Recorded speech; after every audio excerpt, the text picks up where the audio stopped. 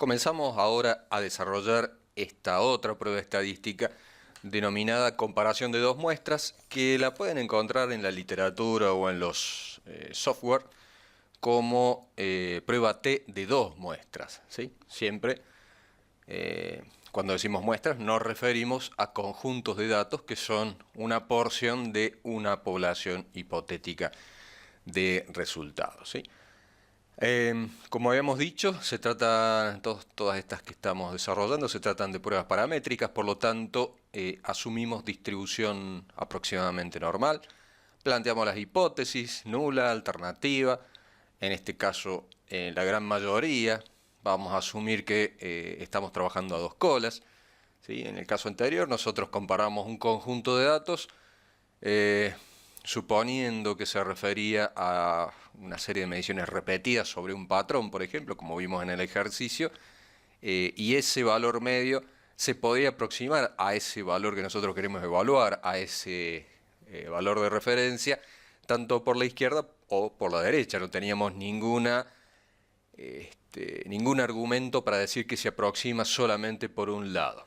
¿Okay? Aquí va a pasar más o menos lo mismo, salvo que bueno, amerite otra cosa que lo vamos a detallar, digamos, cuando corresponda. Bien, para esta prueba existen dos variantes para cuando las varianzas de ambas muestras son iguales o para cuando las varianzas de ambas muestras son diferentes. Ya hemos visto, por ejemplo, para la prueba T de una muestra, que la media puede ser igual, ¿sí? En términos de la hipótesis nula, que la media puede ser igual a ese valor de referencia, por ejemplo, pero igual desde un punto de vista estadístico, mejor dicho, de que no se hayan diferencias significativas. Hemos observado que un valor tomaba, que el valor de referencia tomaba el valor de 50, mientras que la media tomaba el valor de 50.06. Numéricamente son diferentes, pero desde un punto de vista estadístico, y cuando hablamos de estadística metemos a la incertidumbre en el medio, ¿sí? Desde un punto de vista estadístico, ambos números, la media y el valor de referencia, no son estadísticamente diferentes, ¿sí? Cuando nos referimos a las varianzas, en este caso sucede lo mismo. Difícilmente dos varianzas vayan a ser numéricamente iguales. Si son numéricamente iguales, bueno, pues no tenemos que hacer ninguna prueba estadística, pues son iguales. El problema radica cuando las varianzas son numéricamente diferentes, que es en la gran mayoría de los casos. Bien, si son numéricamente diferentes, pueden ser, por un lado, estadísticamente diferentes o no, o lo que es lo mismo, podemos aceptar la hipótesis nula, de que no son diferentes. No es lo mismo decir que son diferentes, perdón, no es lo mismo decir que son iguales a que no son diferentes. Cuando yo digo que no son diferentes, estoy asumiendo de alguna manera que no he hallado la diferencia y no digo que no exista la diferencia. Esa diferencia puede existir, pero puede no ser justamente significativa. Entonces, cuando decimos que las varianzas son iguales, nos referimos a la hipótesis nula, a hacer una prueba. Cuando decimos que las varianzas son diferentes, nos referimos a aceptar la hipótesis alternativa, que dice que significativamente hay una diferencia, ¿sí? Está interesante plantear, tenemos dos operadores, vamos a suponer un operador nuevo y un operador ya entrenado, con experiencia.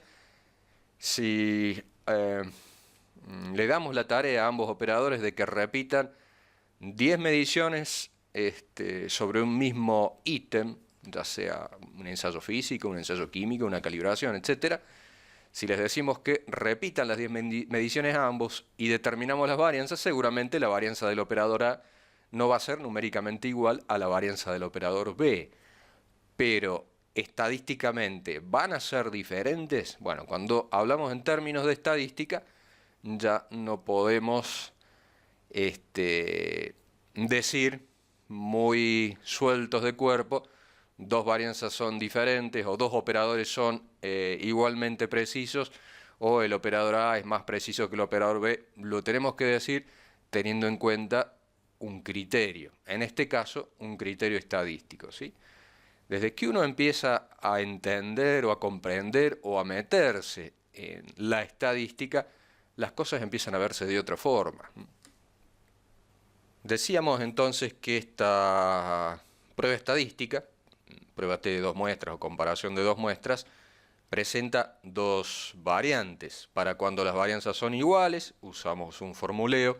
Para cuando las varianzas son diferentes, usamos otro. Pero debemos primero definir antes si las varianzas son iguales o diferentes, ¿sí? Bien, para cuando las varianzas son iguales, calculamos el estadístico T, que después vamos a comparar con el T crítico, ¿sí? Y acá vamos a trabajar, en lugar de trabajar con valores medios que se acercan o se alejan de ese valor de referencia, vamos a trabajar con las diferencias entre las medias de esos dos conjuntos de datos, ¿ok? Y en base a eso calculamos el estadístico T de esta forma o de esta otra, pero siempre teniendo en cuenta esas diferencias. Cuando las varianzas son iguales, lo vamos a calcular de esta forma. Cuando las varianzas son diferentes, lo calculamos de esta otra. En el primer caso, el desvío estándar es un desvío estándar conjunto, veámoslo así, como una combinación del desvío estándar de un conjunto de datos y del desvío estándar de otro conjunto de datos. SP se calcula entonces de esta manera, donde se tienen en cuenta los grados de libertad del conjunto 1 multiplicado por la varianza 1, los grados de libertad del conjunto 2 multiplicado por la varianza 2, todo eso dividido la suma totales de grados de libertad, y a eso le aplicamos la raíz cuadrada para obtener el correspondiente desvío estándar, ¿sí? En el segundo caso, bueno, al T crítico lo vamos a determinar usando los grados de libertad que vamos a calcular de esta manera. Bueno, ya sabemos que es S1 al cuadrado es la varianza del conjunto 1, N1 es el tamaño de muestra del conjunto 1 y así. Bien, no nos vamos a hacer demasiado problema con los cálculos porque ya con Excel lo podemos hacer de forma bastante poco manual, digamos, bastante automatizada. Bien, pero entonces, primero, antes de saber cuál de los dos conjuntos de fórmulas vamos a utilizar o cuál de las dos variantes vamos a emplear, debemos comparar las varianzas. Para ello, disponemos de esta prueba, la prueba F o prueba de Fisher, para la cual también debemos asumir que nuestros conjuntos de datos se distribuyen normalmente, y trabajamos acá con una distribución F, ¿sí? Bien, debemos entonces, como siempre, calculamos un estadístico y lo comparamos contra un estadístico crítico.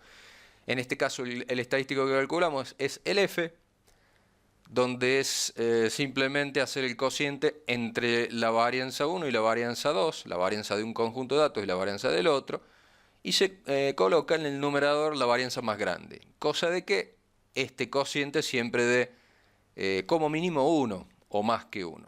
Nosotros esperamos que si las varianzas son iguales, este cociente sea 1. Seguramente no va a dar 1, va a dar 1.5, 2, 3, 5, 20, 100, etc. ¿Cuál es el límite máximo que se admite para un cociente de varianza? Yo sé que si es 1, evidentemente las varianzas son iguales, no tengo que hacer ninguna prueba más, no tengo que comparar más nada, porque obviamente numerador y denominador son iguales. Pero si son diferentes, bueno, ¿cuál es el límite? De nuevo, planteamos el estadístico crítico, que es el que me va a dar a mí el límite en ese intervalo de confianza. El estadístico crítico, de nuevo, lo obtenemos desde tabla, lo podemos obtener desde el mismo Excel o de cualquier otro software de estadística.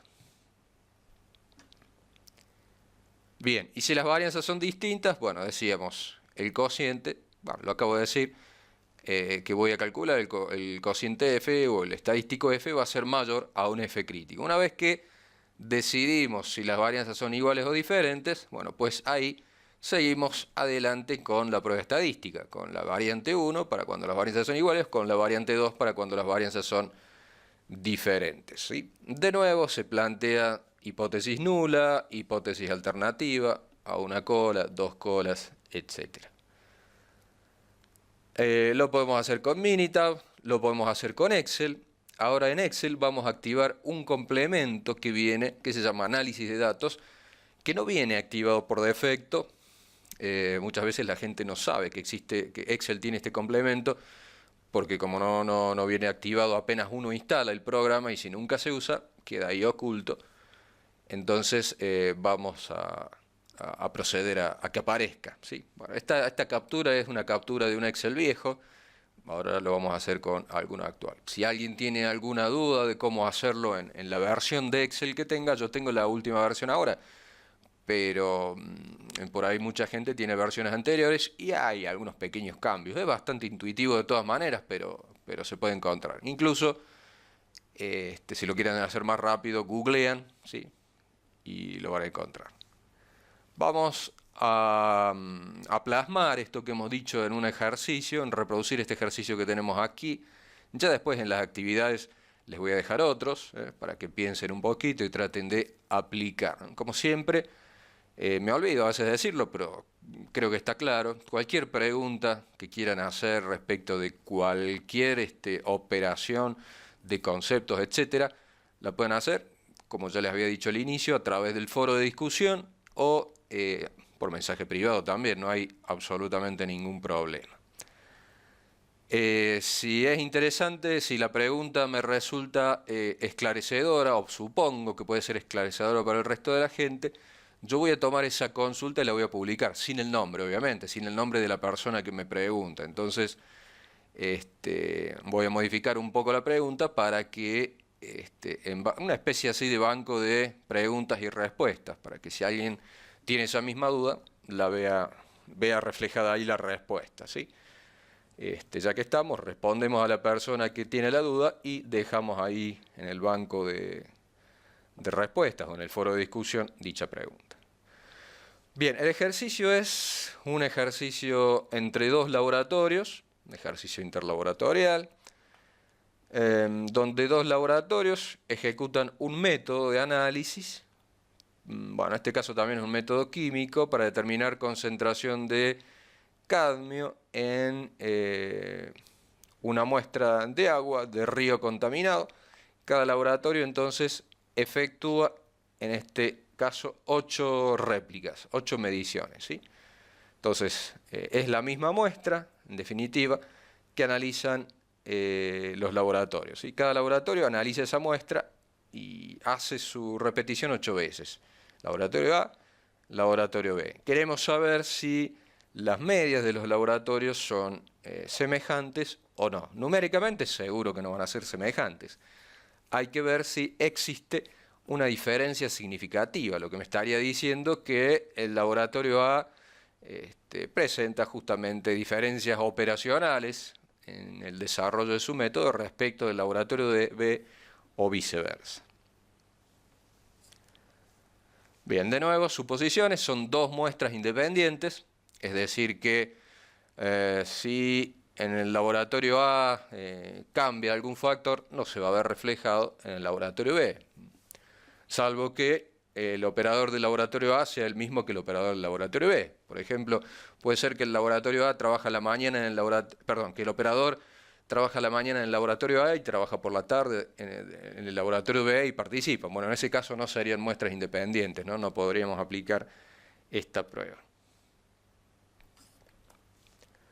Acá tenemos la gráfica. Siempre es interesante, yo no lo he hecho porque, bueno, por una cuestión de hacerlo rápido, pero siempre es interesante hacer la gráfica. Cuando vayan a confeccionar un informe y estén mostrando los datos, muestren primero una gráfica de los datos porque es bastante más rápido de comprender cómo es la distribución de los datos, ¿sí?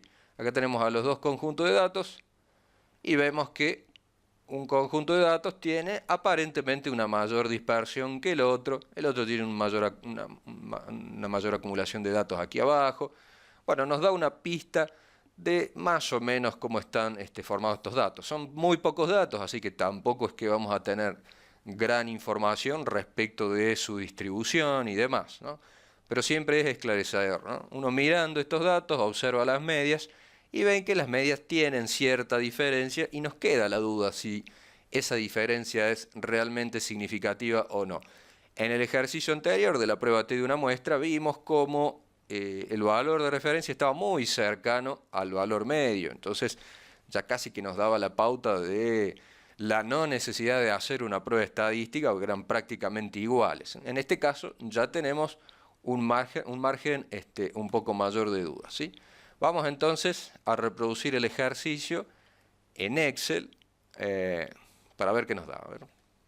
Bueno, ahí tenemos entonces los datos copiados del PowerPoint a la planilla, a la hoja de Excel. Y bien, primero, como les dije, es importante hacer una gráfica. Voy a hacer una gráfica, a mí me gusta particularmente, para el caso de gráficas, o me resulta más simple hacerlo en columnas. Entonces vamos a hacer lo siguiente, voy a copiar traspuestas esas columnas, voy a agregarle ahí algunos indicativos, le vamos a llamar N, para decir que el primer conjunto de datos corresponde al laboratorio 1, ¿sí? Y que el segundo conjunto de datos corresponde al laboratorio 2, ¿sí? Esto directamente lo puedo arrastrar y ahí ya me queda. Esto lo vamos a llamar datos. Simplemente. Ahora vamos a usar el asistente para gráficos. Primero vamos a seleccionar los datos para que Excel ya me vaya recomendando a ver qué tiene. Y podemos usar, por ejemplo, este mismo que tenemos acá, que tiene una línea ahí que la podemos quitar. Hacemos clic en la línea. Bueno, se eliminó todo. Tenemos ahí la posibilidad de dar formatos. Y vamos a decir que sin línea.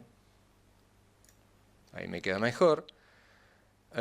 Me gustaría que esté un poco más ampliada la escala, entonces le vamos a decir que parta desde, qué sé yo, desde 18.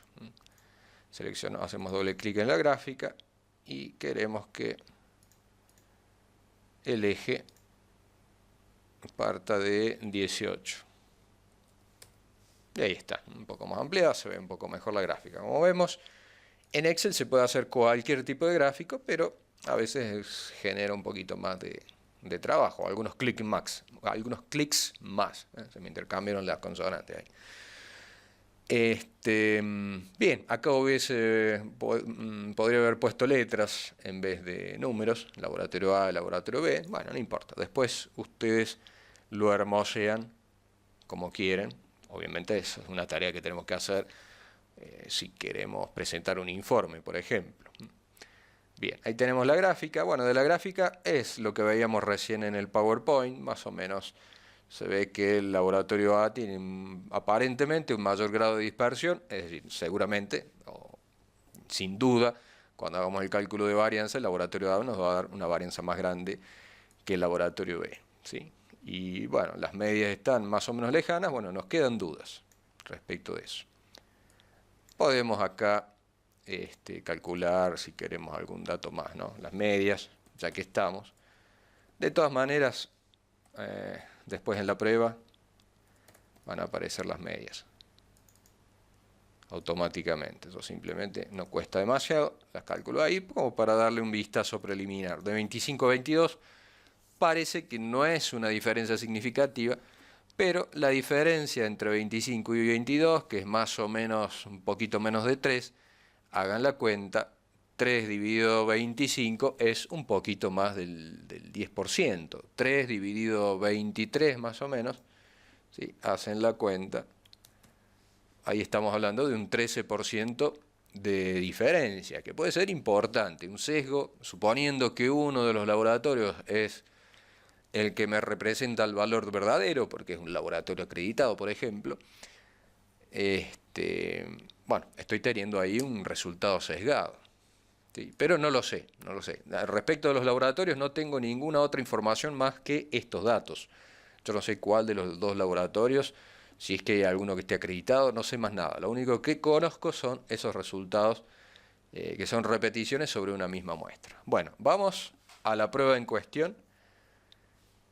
Para ello, vamos a habilitar el complemento que tiene Excel. Si nosotros nos vamos a la pestaña de datos, debería aparecer aquí hacia la extrema derecha una opción que se llame análisis de datos. No aparece aquí, pues entonces la vamos a habilitar. ¿Sí? Les decía, Excel viene así de fábrica. Cuando uno lo instala, esa opción de datos, de análisis de datos, no aparece. Entonces nosotros la vamos a activar. Nos vamos a archivos, luego opciones. En opciones nos vamos a complementos. En complementos, abajo de todo dice administrar complementos de Excel. Nos vamos a ir y seleccionamos solamente herramientas para análisis. Cuando le damos a aceptar, ya ahora sí aparece en las pestañas de datos la opción análisis de datos. Nos vamos entonces a buscar nuestra prueba T para dos muestras. Nos vamos a análisis de datos, doble clic. Se despliega ahí entonces, se despliegan todas las opciones que tenemos, ¿no? Desde análisis de varianza de un factor que vamos a usar, bueno, varias de ellas. Ahí tenemos una de estadística descriptiva que nos muestra las medias, las varianzas y otros parámetros más que pueden ser importantes, una prueba F. Bueno, hay muchas más herramientas de las que nosotros vamos a usar en el laboratorio. Y ahí tenemos, por ejemplo, prueba T para dos medias de muestras emparejadas, que la vamos a usar más adelante. Prueba T para dos medias suponiendo varianzas iguales, que es probablemente la que usemos ahora. Y la otra variante, prueba T también para dos muestras, pero suponiendo varianzas desiguales, ¿sí? ¿Cuál de las dos tenemos que usar? Nosotros tenemos dos muestras de datos independientes entre sí, usaremos o una u otra, ¿sí? ¿De qué depende? Depende de las varianzas. Entonces, antes de saber cuál de las dos usamos, si cuando las varianzas son iguales o cuando son diferentes, debemos hacer la prueba de varianzas, la prueba F. Y ahí es donde mucha gente por ahí se confunde y dice, ¿qué prueba hago? ¿La prueba F o la prueba T? Bueno, en realidad nosotros queremos hacer la prueba T, porque las pruebas T me sirven para comparar medias. Una media con un valor determinado, dos medias entre sí, dos medias de muestras apareadas más adelante, pero siempre con la prueba T comparamos medias. Con la prueba F, en cambio, comparamos siempre varianzas. ¿Sí? Con la prueba F estamos comparando, por decirlo, la dispersión de los resultados, mientras que, es decir, sí, bien digo, la dispersión de los resultados, mientras que con la prueba T estamos comparando los estimadores de valor central, ¿sí? Para comparar dispersiones no podemos usar una prueba T, ojo con eso. A veces la gente usa una prueba F cuando tiene que usar una prueba T y viceversa. Bueno, ¿cuál de las dos usamos? ¿Prueba T para dos muestras suponiendo varianzas iguales o prueba T para dos muestras suponiendo varianzas desiguales? Bueno, no lo sabemos, tenemos que hacer antes la prueba F. La prueba F me decía que debo calcular el estadístico F. Y el estadístico F era el cociente entre la varianza más grande sobre la varianza más pequeña. Bueno, veíamos acá en la gráfica que el que aparentemente tiene la varianza más grande, ¿sí? No hay duda, digamos, es el laboratorio 1, el laboratorio A. De todas maneras, vamos a calcular ahí las varianzas como ya lo hemos hecho anteriormente. Usamos la herramienta var S, varianza de la muestra, sample en inglés. Y ahí tenemos entonces la varianza del laboratorio A, doble clic, la varianza del laboratorio B. Vemos efectivamente que hay un doble. Si hacemos el cociente nos va a dar más o menos de 2. Entonces dividimos la varianza más grande dividido la varianza más chica y nos da, ahí está, nos da 2 ese cociente. Bien, nosotros si las varianzas fueran iguales, si nosotros esperamos que las varianzas fuesen iguales, F debería dar 1, pero no me da 1, me da 2, me podría haber dado 3, 4, etc. ¿Cuál es el límite? ¿Cuál es el máximo, bien digo, el límite para seguir suponiendo que las varianzas son iguales? Porque puede ser una cuestión estadística, puede ser que si vuelvo a repetir este ejercicio interlaboratorial, este orden se me invierta. El laboratorio A saque una varianza más pequeña que el laboratorio B, en cuyo caso estaríamos hablando que la diferencia entre las varianzas es meramente estadística y no porque un laboratorio es más preciso que el otro. Entonces, en esta pregunta también nos podremos responder. Acá vemos que el laboratorio A tiene una varianza más grande, es decir, que aparentemente el laboratorio B sería más preciso que el A. ¿Es correcto? ¿Es así? Uno casi que estaría seguro de decir, no, el laboratorio B es el más preciso, pero ¿estoy seguro? Si es más preciso, la prueba F me debería decir que efectivamente hay una diferencia entre las varianzas. Bueno, vamos a ver. El F me da 2. Yo tengo que compararlo contra un F crítico, ¿sí? Para eso, bueno, me voy a Excel o me voy a una tabla de un libro. Voy a abrir el libro de Miller, que lo tengo por acá. Me voy al final del texto, donde están las tablas estadísticas.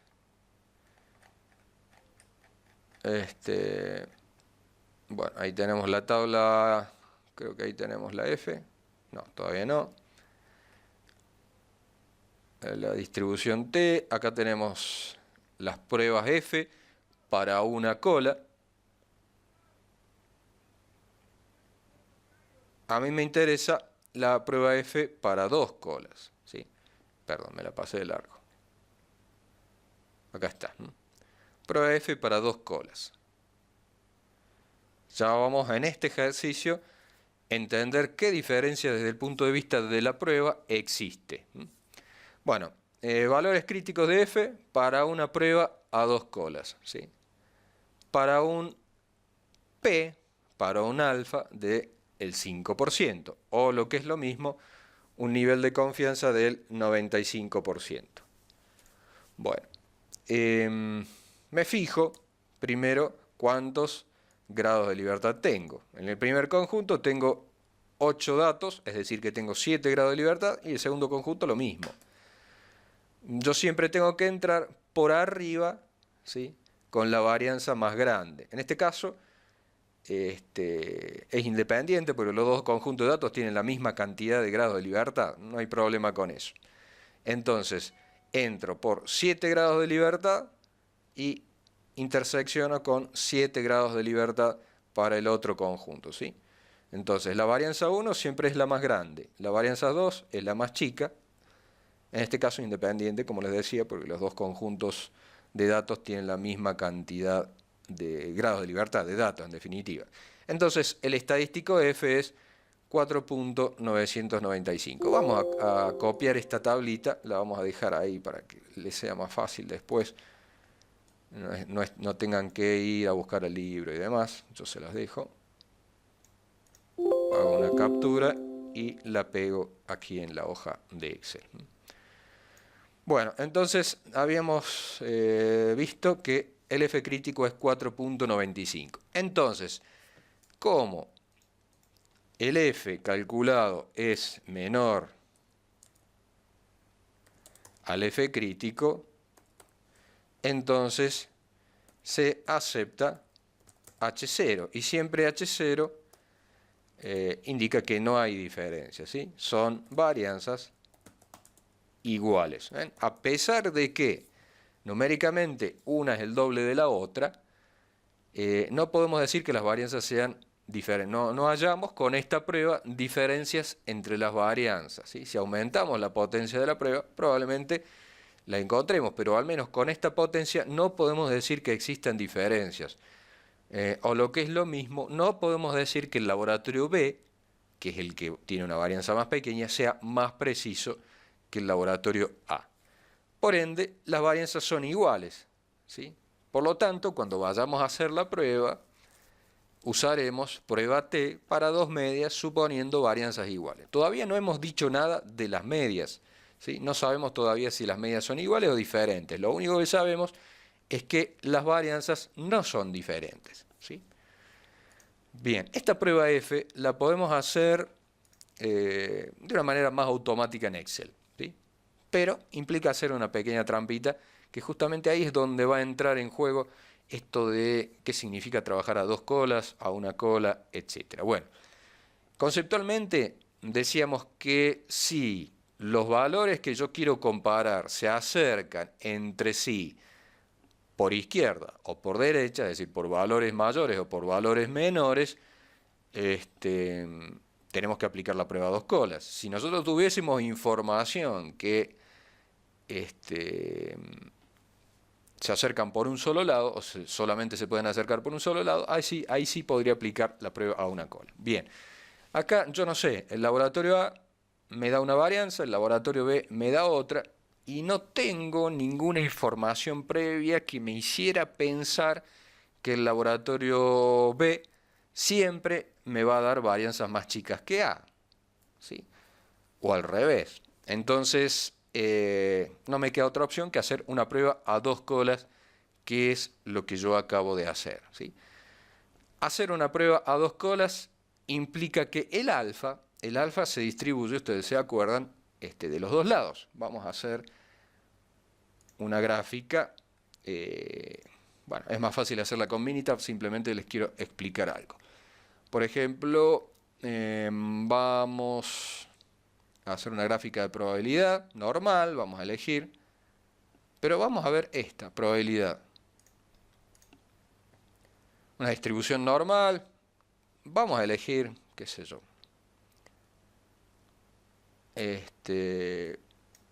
una media cualquiera, qué sé yo, elijo 50. Desvío estándar, 1. Y acá me pregunta, ¿qué quiero yo que sombree? Las áreas. Le voy a decir que acá me da la opción de sombrear el área de la cola derecha, la cola izquierda, ambas colas u otra. Vamos a sombrear ahora una sola cola, ¿sí? Me quedaría algo por el estilo. Ahí yo he sombreado una sola cola. Todo el C5%, todo el alfa que me queda fuera del nivel, sí, bien digo, del intervalo de confianza, va de un solo lado, va de una sola cola. Esto pasa cuando yo hago una prueba a una cola. Si yo tengo un punto acá, por ejemplo, un punto acá, estoy más cerca del límite si yo trabajo a una cola que cuando trabajo a dos colas, ¿sí? ¿Qué pasa? Vamos a dejarlo por ahí sin cerrarlo. ¿Qué pasa cuando yo trabajo a dos colas? Vamos a hacer exactamente lo mismo. La gráfica de distribución de probabilidad con probabilidades. El valor 50 ya queda. Y ahora simplemente le voy a decir que a este alfa me lo distribuya en dos colas, ¿sí? ¿Y ahora qué pasa? Pasa esto. Ordenamos un poco ahí la gráfica. Ahora me pasa esto, ¿sí? Fíjense que ahora el límite se expandió un poco. Antes era 51.6, ahora es 52 prácticamente, ¿sí? De 51.6 pasó a 52, por lo tanto este límite se amplió. ¿Pero por qué? Porque el área sombreada, ese alfa, se distribuyó a dos colas. Entonces, si yo hago una prueba estadística, por ejemplo, donde quiero ver si un punto está dentro o fuera del intervalo, como la prueba T que habíamos visto anteriormente, puede que, si yo tengo justo un punto ahí en el límite, en 51.90, por ejemplo, si yo tengo un punto ahí en 51.90, si hago la prueba a dos colas, la prueba me va a decir que tengo que aceptar H0 porque el punto está dentro del intervalo. Pero si en cambio yo tengo información que me permite hacer una prueba a una sola cola, 51.9 ya me va a quedar por fuera de ese intervalo. Entonces, una prueba a una cola es una prueba, digamos, más confiable, porque yo además estoy usando información extra. Yo les dije al principio, ya no me acuerdo en qué clase, pero en estadística, cuando mientras más información usa uno de un sistema, más confiable es el resultado. Entonces, aquí la información que yo le estoy diciendo, el trabajar a una cola, implica que estoy usando información adicional. Una prueba a una cola es más confiable que una prueba a dos colas, pero claro, yo tengo que tener información que a mí me permita usar esa prueba a una cola, ¿sí? Dimos el ejemplo de cuando contaminamos una muestra de agua. Claro, la contaminamos y nosotros sabemos que si la contaminamos nunca va a poder tener una concentración negativa, siempre va a ser positiva. Siempre se va a acercar por la derecha, por decir algo, nunca por izquierda. Este sería el caso de suponer la muestra, el caso de la derecha, ¿sí? va a ser el caso de suponer una muestra contaminada, donde la concentración, vamos a suponer, es 0, bueno, ahí dice 50, pero vamos a suponer que es 0.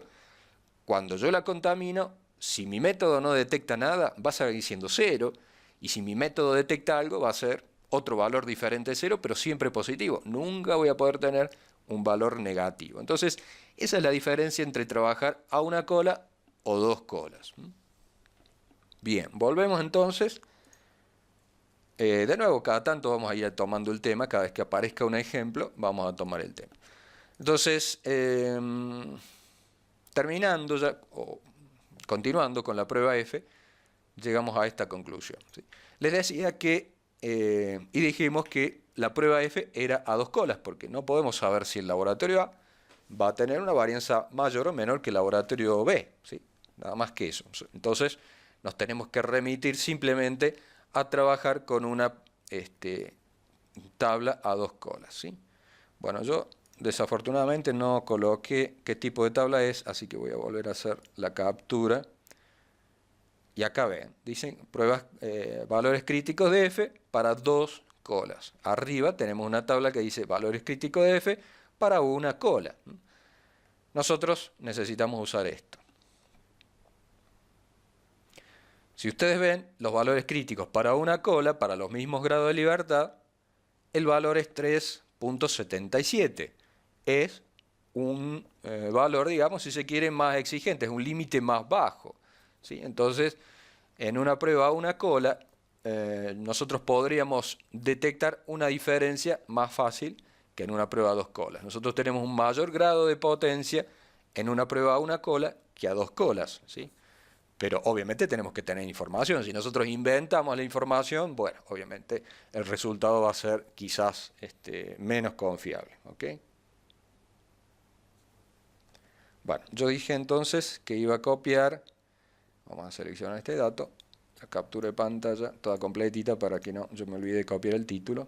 Entonces vamos ahí. Ahora sí, la pegamos acá para que quede. La voy a achicar para que no moleste demasiado, la tiramos por acá, si no se nos hace un lío. Bueno. Vamos a hacer ahora la prueba F. Vamos a usar la herramienta análisis de datos, por ahí mismo pasar prueba F.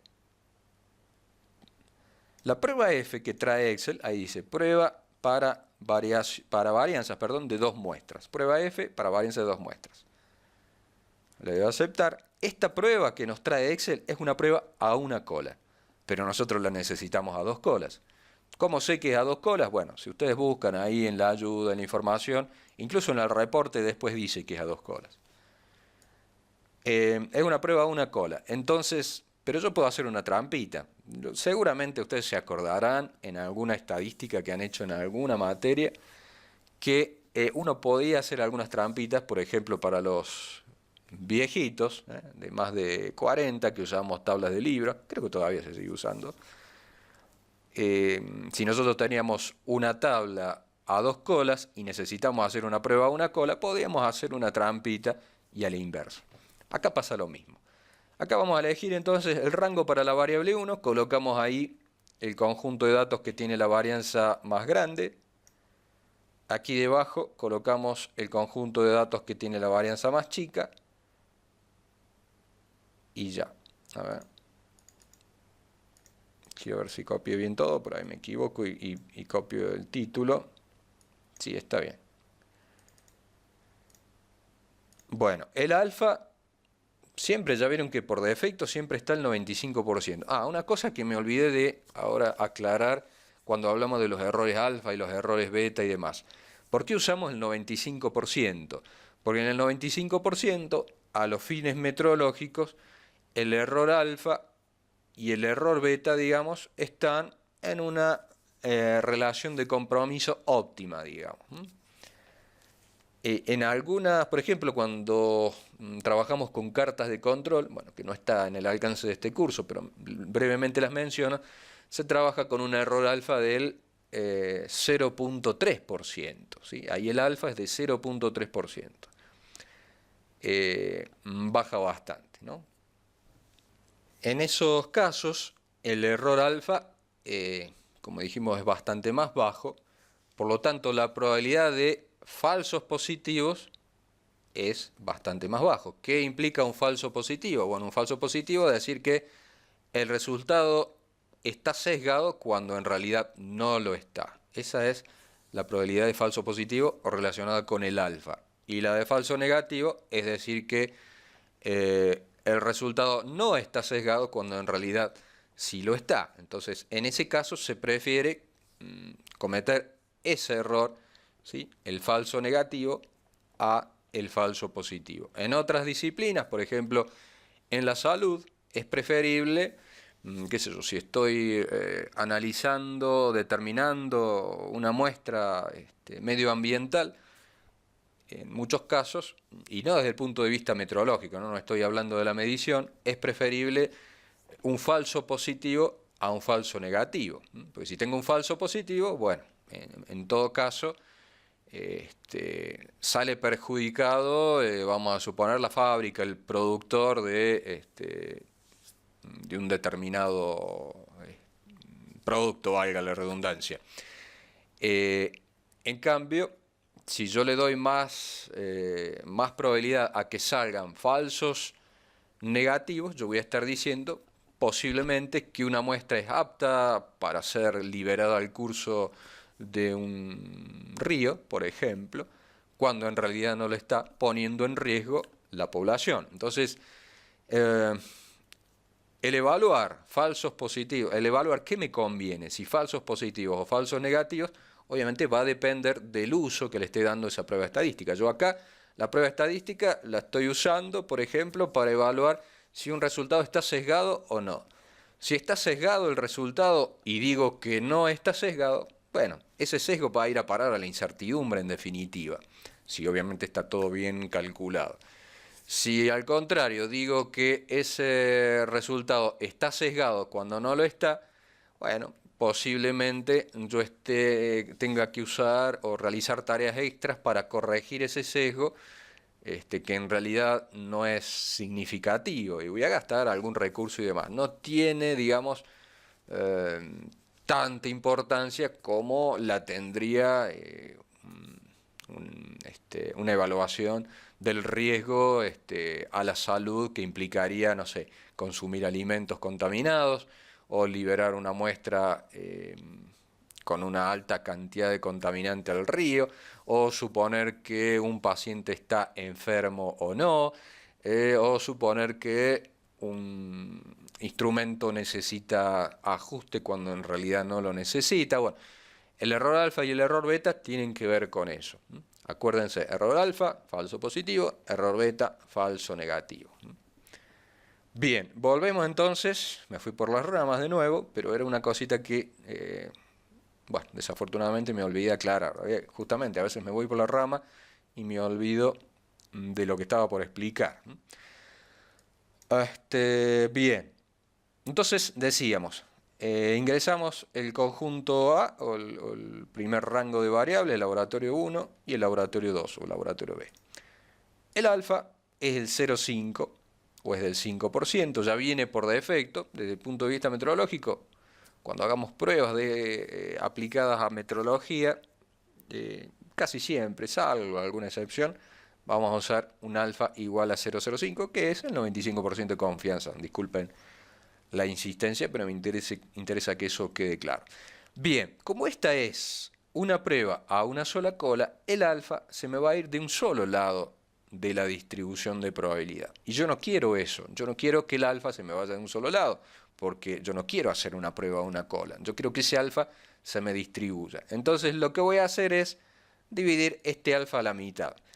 0.05 dividido 2 me queda un 2.5%, es decir, 0.025. Entonces, ahí sí yo voy a considerar esta gráfica, a ver si abro Minitab ahí, yo voy a considerar esta situación en lugar de esta. Porque yo quisiera tal vez considerar esta, pero no tengo información que me permita hacerlo. Por lo tanto, solo voy a tener en cuenta una prueba a dos colas, donde el alfa se me distribuye de un lado y del otro. Por eso yo voy a trabajar sola, yo lo que hago es engañar, entre comillas, a la aplicación, a la herramienta o al cálculo para que haga esto, ¿no? Para que tenga el alfa, para que tenga, digamos, el alfa que yo quiero del lado, de un lado y del otro de la gaussiana o de la distribución que sea.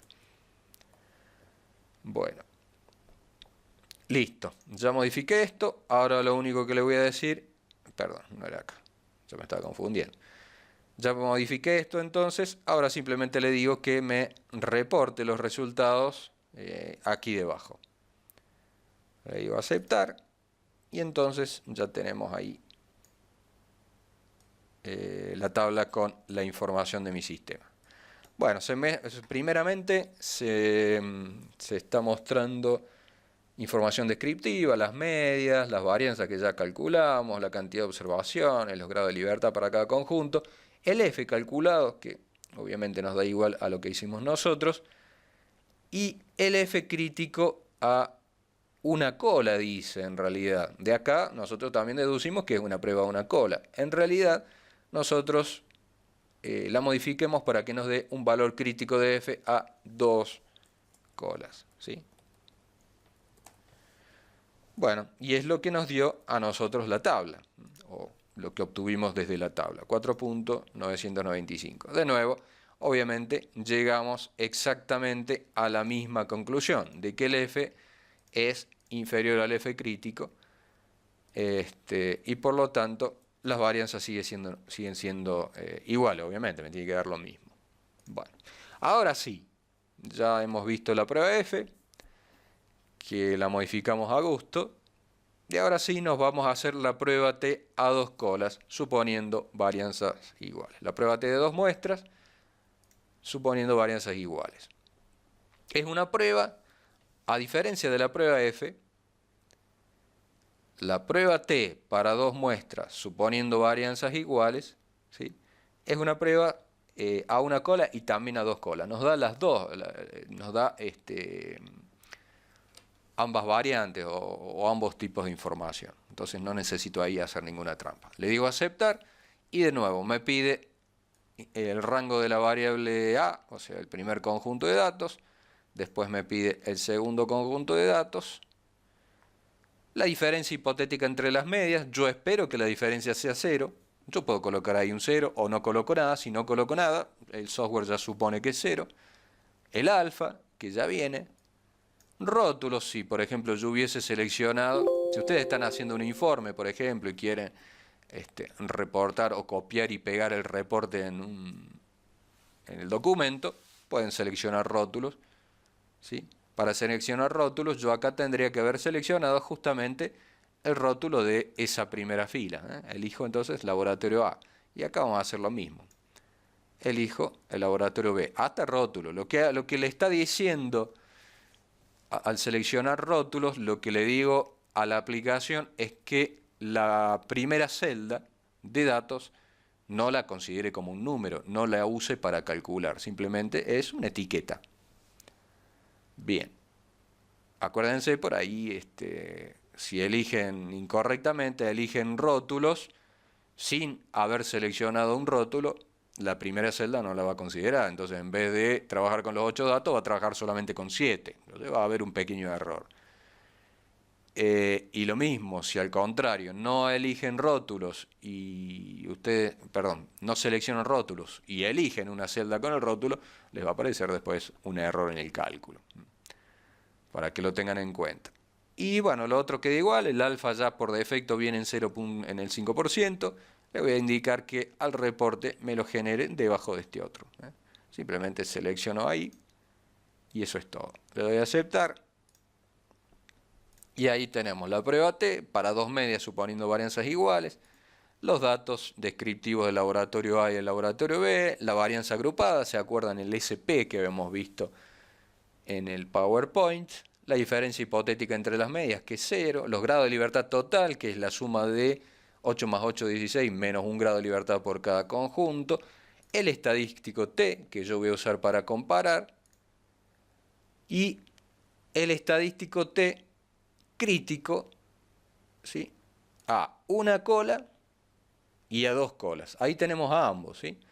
Como acá tampoco yo tengo ninguna presunción de que se acerquen solamente por un lado las medias, ¿sí? Se pueden acercar tanto por izquierda como por derecha. Yo no tengo esa información que me pueda permitir a mí hacer una prueba a una cola, que es mejor.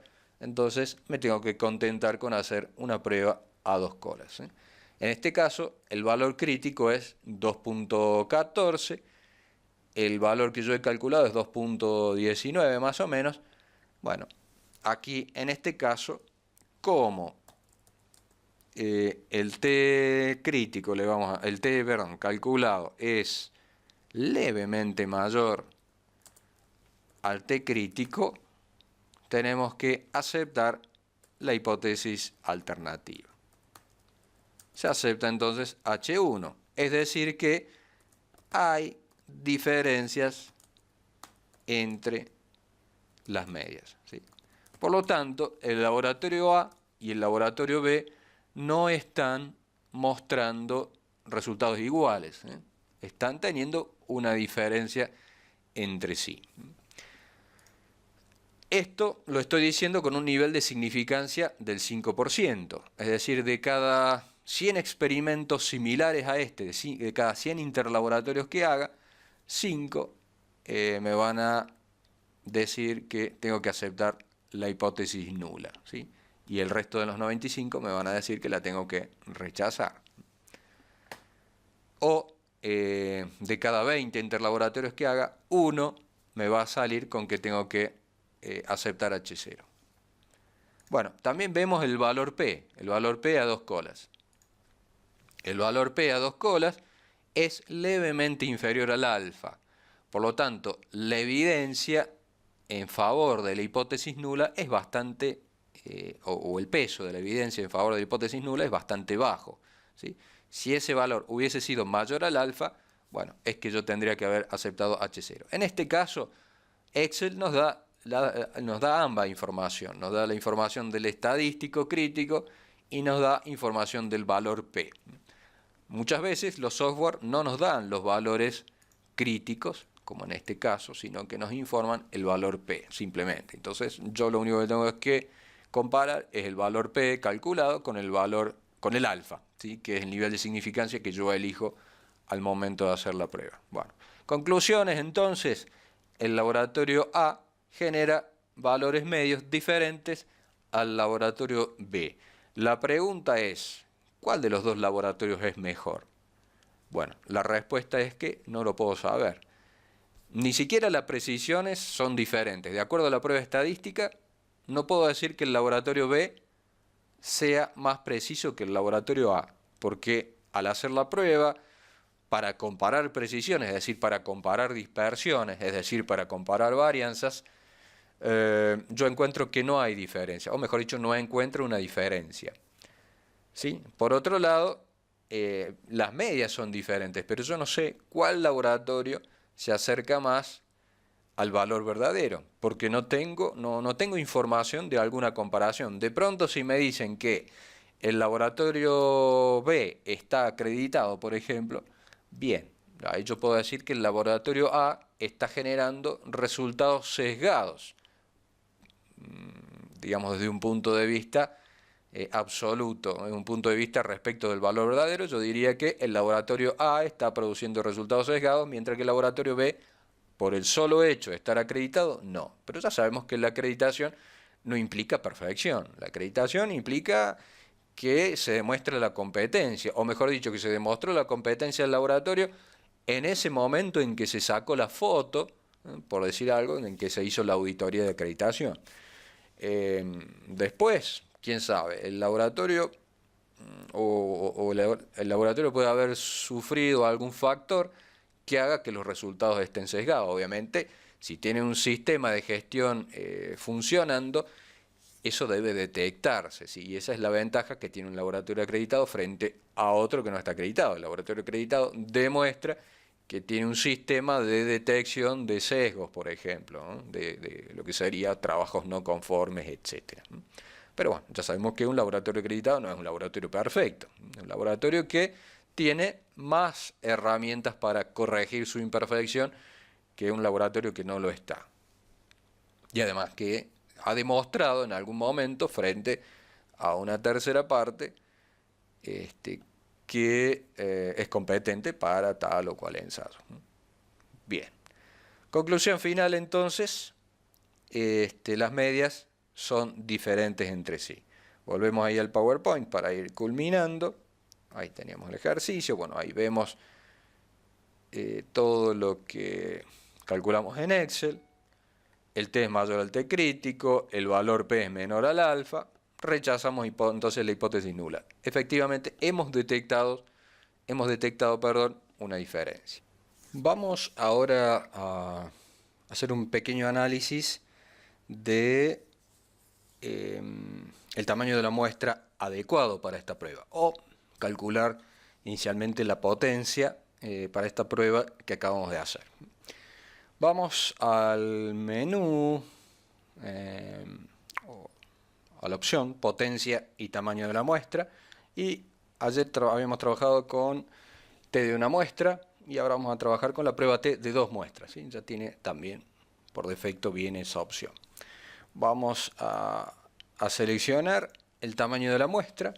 Bueno, a veces nos queda dudas respecto de qué nos pide el tamaño. Acá tenemos dos muestras. En realidad, ¿qué nos está pidiendo? ¿El tamaño, la sumatoria de las dos muestras o de una sola? Si ustedes se van a la ayuda, les va a abrir un enlace en la web donde ahí se indica que debemos colocar el tamaño de muestra para los dos conjuntos de datos. Es decir, que si nosotros trabajamos con dos conjuntos de datos que tienen 8, bueno, acá simplemente colocamos 8. No es la suma de los dos, ¿no? Sino que es el conjunto de datos.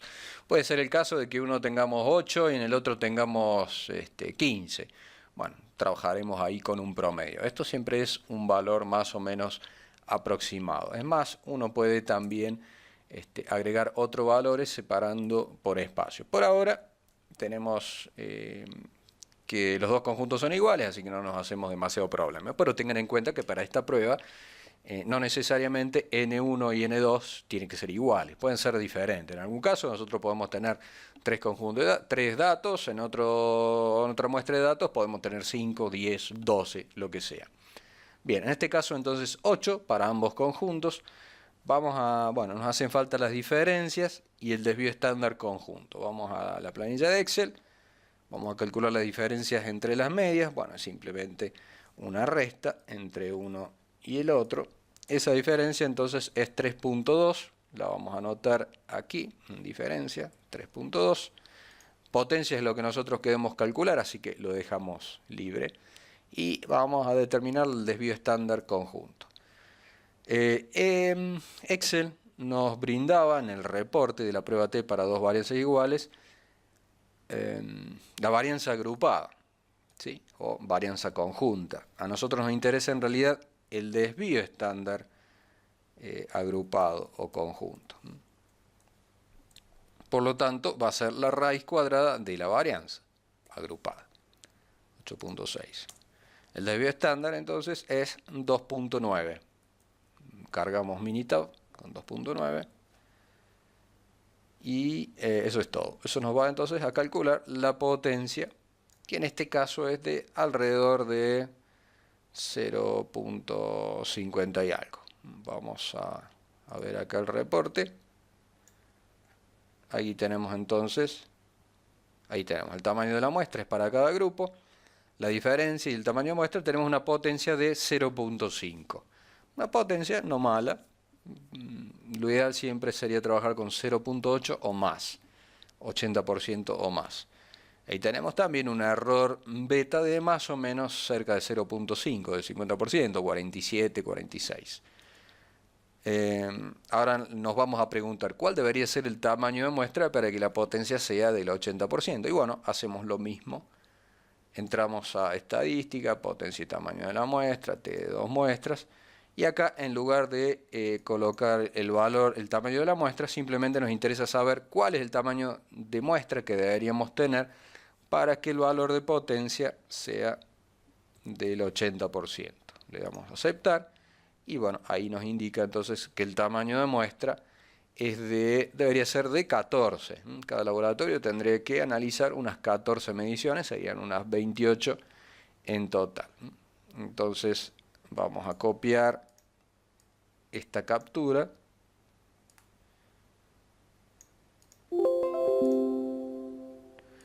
La vamos a llevar al Excel para saber que esta es la potencia real de la prueba, mientras que esta otra es el tamaño de muestra ideal para esa diferencia que nosotros queremos detectar.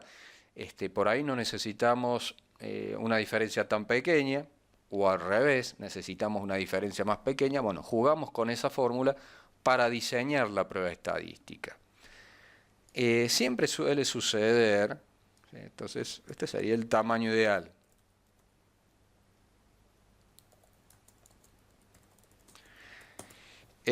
Muchas veces suele suceder que la gente del laboratorio se larga a realizar mediciones sin mucho diseño, sin conocer estas cuestiones básicas de estadística. No estamos hablando, yo no soy un estadístico puro, simplemente soy un químico y que la vida me ha llevado a trabajar con otros tipos de mediciones, incluso calibraciones y demás, que uso la estadística para ciertas aplicaciones. Yo trabajo en estadística aplicada a metrología. A su vez, dentro de metrología hay una familia enorme de herramientas estadísticas que aparecen incluso cada día nuevo. Si uno mira las publicaciones que van apareciendo, es todo un mundo en el cual uno también le cuesta alcanzar, a pesar de que sea una rama bastante específica. Entonces, hay muchas herramientas disponibles. Entonces, este es el tamaño de muestra ideal. Les decía que muchas veces la gente se larga a generar mediciones sin tener mucha conciencia de lo que está haciendo. Y después, a veces esas mediciones tal vez ha generado, por decir, 100 mediciones y en realidad necesitaba solamente 10 o 12. Entonces, todo el resto es tiempo y obviamente plata tirada a la basura, tiempo que podría haberse usado para otra cosa más útil. Bien, entonces siempre es conveniente hacer un análisis de este tipo. Quiero detectar tal o cual diferencia. Esa diferencia implica, por ejemplo, un porcentaje de la incertidumbre. Bien, ya cuando veamos incertidumbre también eso se va a aclarar. Cuando veamos incertidumbre vamos a ser capaces de decir, bueno, a ver, este paso en el proceso de medición, ¿cuánta incertidumbre aporta? El submuestreo, ¿cuánta incertidumbre aporta? El proceso o el operador, ¿cuánta incertidumbre aporta? En base a ello, uno puede diseñar la prueba estadística y decir, bueno, yo no admito más de un 5% de diferencia, más de un 1% de diferencia, y eso va a depender también de en qué tan cerca esté la medición que nosotros generamos respecto de una especificación, respecto de un límite legal, etc. Bien. Volvemos. Bien, una cosa también que les quería decir, acá simplemente hemos evaluado las medidas de dos laboratorios. Podríamos haber evaluado, por ejemplo, la media de un laboratorio contra un material de referencia certificado, por ejemplo, o un patrón de referencia. Situaciones donde no tenemos realmente dos conjuntos concretos de datos, sino que tenemos un conjunto concreto y un patrón de referencia. Vamos a plantear una pequeña variante de este ejercicio. Entonces, vamos a usar los datos del laboratorio A, son los mismos, y ahora, en lugar de comparar el laboratorio A con el laboratorio B, que es un laboratorio cualquiera, lo que vamos a hacer es suponer que esa muestra de agua de río, etcétera, era un material de referencia certificado. Bueno, para los que no son químicos y también para los que son químicos, un material de referencia certificado es justamente un material de referencia que presenta, en este caso, un valor de concentración de cadmio certificado, un valor que se puede asumir como el valor verdadero. Generalmente, entre otras formas de elaborar estos materiales de referencia certificados, se envía, bueno, son obviamente materiales homogéneos y estables y demás, se envía una porción de estos materiales a una N cantidad de laboratorios que están acreditados para ese ensayo para que hagan su correspondiente determinación de este elemento, ¿no? En este caso de cadmio, por el mismo método, diferentes métodos, etcétera. Cada laboratorio va a generar, va a proveer un resultado de su propio análisis. Tendremos N resultados, esos resultados se los promediará y después se determinará la incertidumbre y demás, ¿sí? Es una forma de elaborar materiales de referencia certificados que, a diferencia de los métodos físicos, en los métodos químicos y también en los métodos microbiológicos, es importante que ese material de referencia, la matriz, digamos, de ese material de referencia sea coincidente con la matriz de las muestras que procesan los laboratorios de análisis químicos y microbiológicos. Por ejemplo, si yo soy un laboratorio que hace análisis de metales pesados en leche, no puedo utilizar un material de referencia que sea ese metal, no sé, en sangre, por ejemplo. Son dos matrices bien diferentes, o ese metal en agua destilada. Son matrices bastante diferentes y hay lo que se llama un efecto matriz que genera un sesgo en la medición que hay que tener en cuenta, o que hay que al menos hay que tener en cuenta, obviamente eliminándolo, minimizándolo o al menos cuantificándolo, ¿sí? Entonces, bien, este laboratorio ha analizado este material de referencia que tiene un valor certificado, ¿sí? Un valor de referencia que ha sido obtenido por el consenso del análisis de 5 laboratorios, ¿sí? 5 laboratorios participaron, generaron una media de 28.1 microgramos por litro. Bueno, ahí es una U, debería ir una mu. Y entre esos laboratorios tuvieron un desvío estándar de 0.08. Con ese desvío estándar después se construye o se determina la incertidumbre de la medición, ¿sí? Entonces, esta es información que podemos obtener desde un certificado. Ya cuando abordemos validación en métodos químicos, vamos a hacer un poco más de referencia en esta cuestión de los materiales de referencia. Por ahora simplemente nos interesa el aspecto estadístico de la prueba. Entonces fíjense que, a diferencia de la prueba anterior, donde teníamos dos conjuntos, dos muestras de datos bien marcadas, acá tenemos una muestra de datos y los estadísticos de la segunda muestra de datos, ¿sí? No tenemos dos conjuntos de datos, sino un conjunto de datos y la representación paramétrica del segundo conjunto de datos. Si quisiéramos hacer la prueba mediante Excel, se nos complicaría un poco. Veamos, hagamos la prueba. Primero tenemos que saber si las varianzas son iguales, ¿sí? Yo calculé la varianza, vamos a calcular la varianza, ya lo había hecho antes, bueno, la copio y la pego. Para el laboratorio A, calculo ahí, copio esto, copio eso y lo pego acá. Ahí está, medida 11. Bien, está corrido, entonces vamos a correrlo ahí. Es un poco diferente, ahí está. Siempre tenemos que tener en cuidado cuando copiamos y pegamos, y cuando copiamos y pegamos, de tener en cuenta todos los datos. Tenemos entonces la varianza inicial y vamos a calcular la varianza también de este conjunto de datos. Recordemos que acá no tenemos los resultados para calcular la varianza, es el desvío estándar al cuadrado. Perdón, es esto elevado al cuadrado. Esa es la varianza. Fíjense que hay una varianza, hay una diferencia bastante interesante. Entonces, si vamos a calcular el F va a ser igual a esto dividido esto. Y nos va a dar 1820. Si recordamos, el F crítico andaba cerca de 5 aproximadamente. Podemos usar la tabla, ya que tenemos a mano.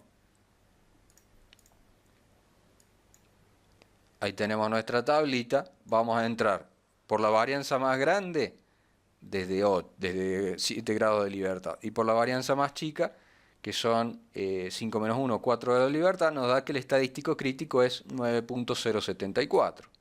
¿Sí? el F crítico, entran las notificaciones ahí, indeseadas, el F crítico entonces dijimos es de 9.074, ¿sí?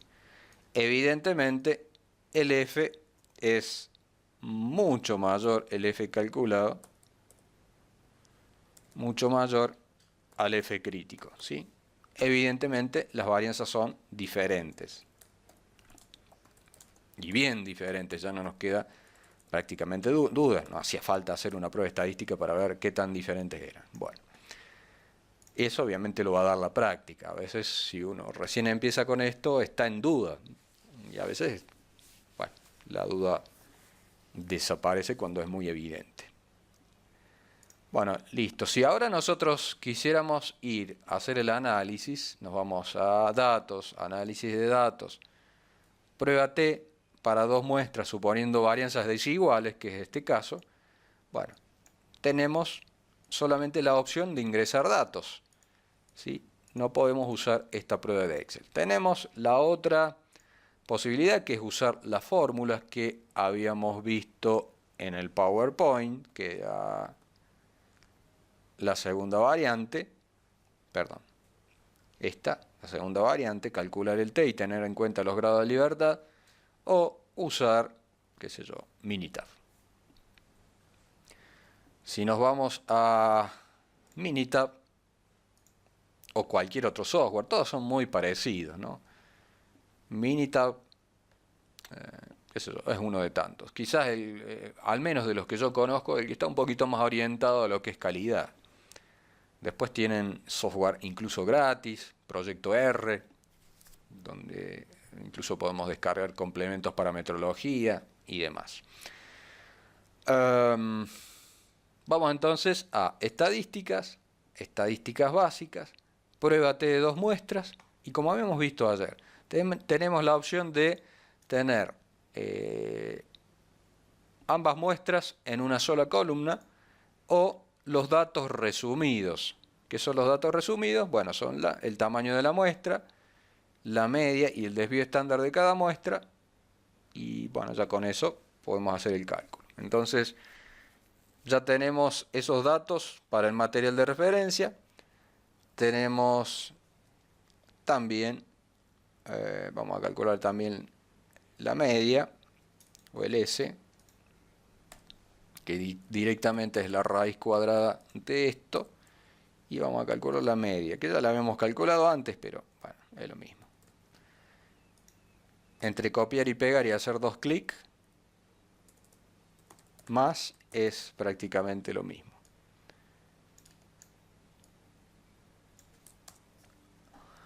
Bien, la varianza, el desvío estándar, la media y el tamaño de la muestra, que es S. Entonces, el laboratorio A va a ser mi muestra 1. Vamos a ingresar los datos, perdón.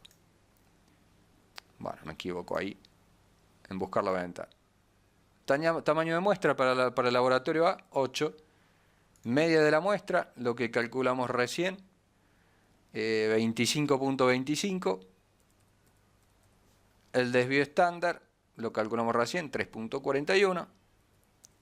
Y para la muestra 2, que vendría a ser el material de referencia, tamaño de muestra eran 5 laboratorios que habían participado. La media de esa muestra, 28.1, el valor certificado, digamos. Y el desvío estándar, 0.08.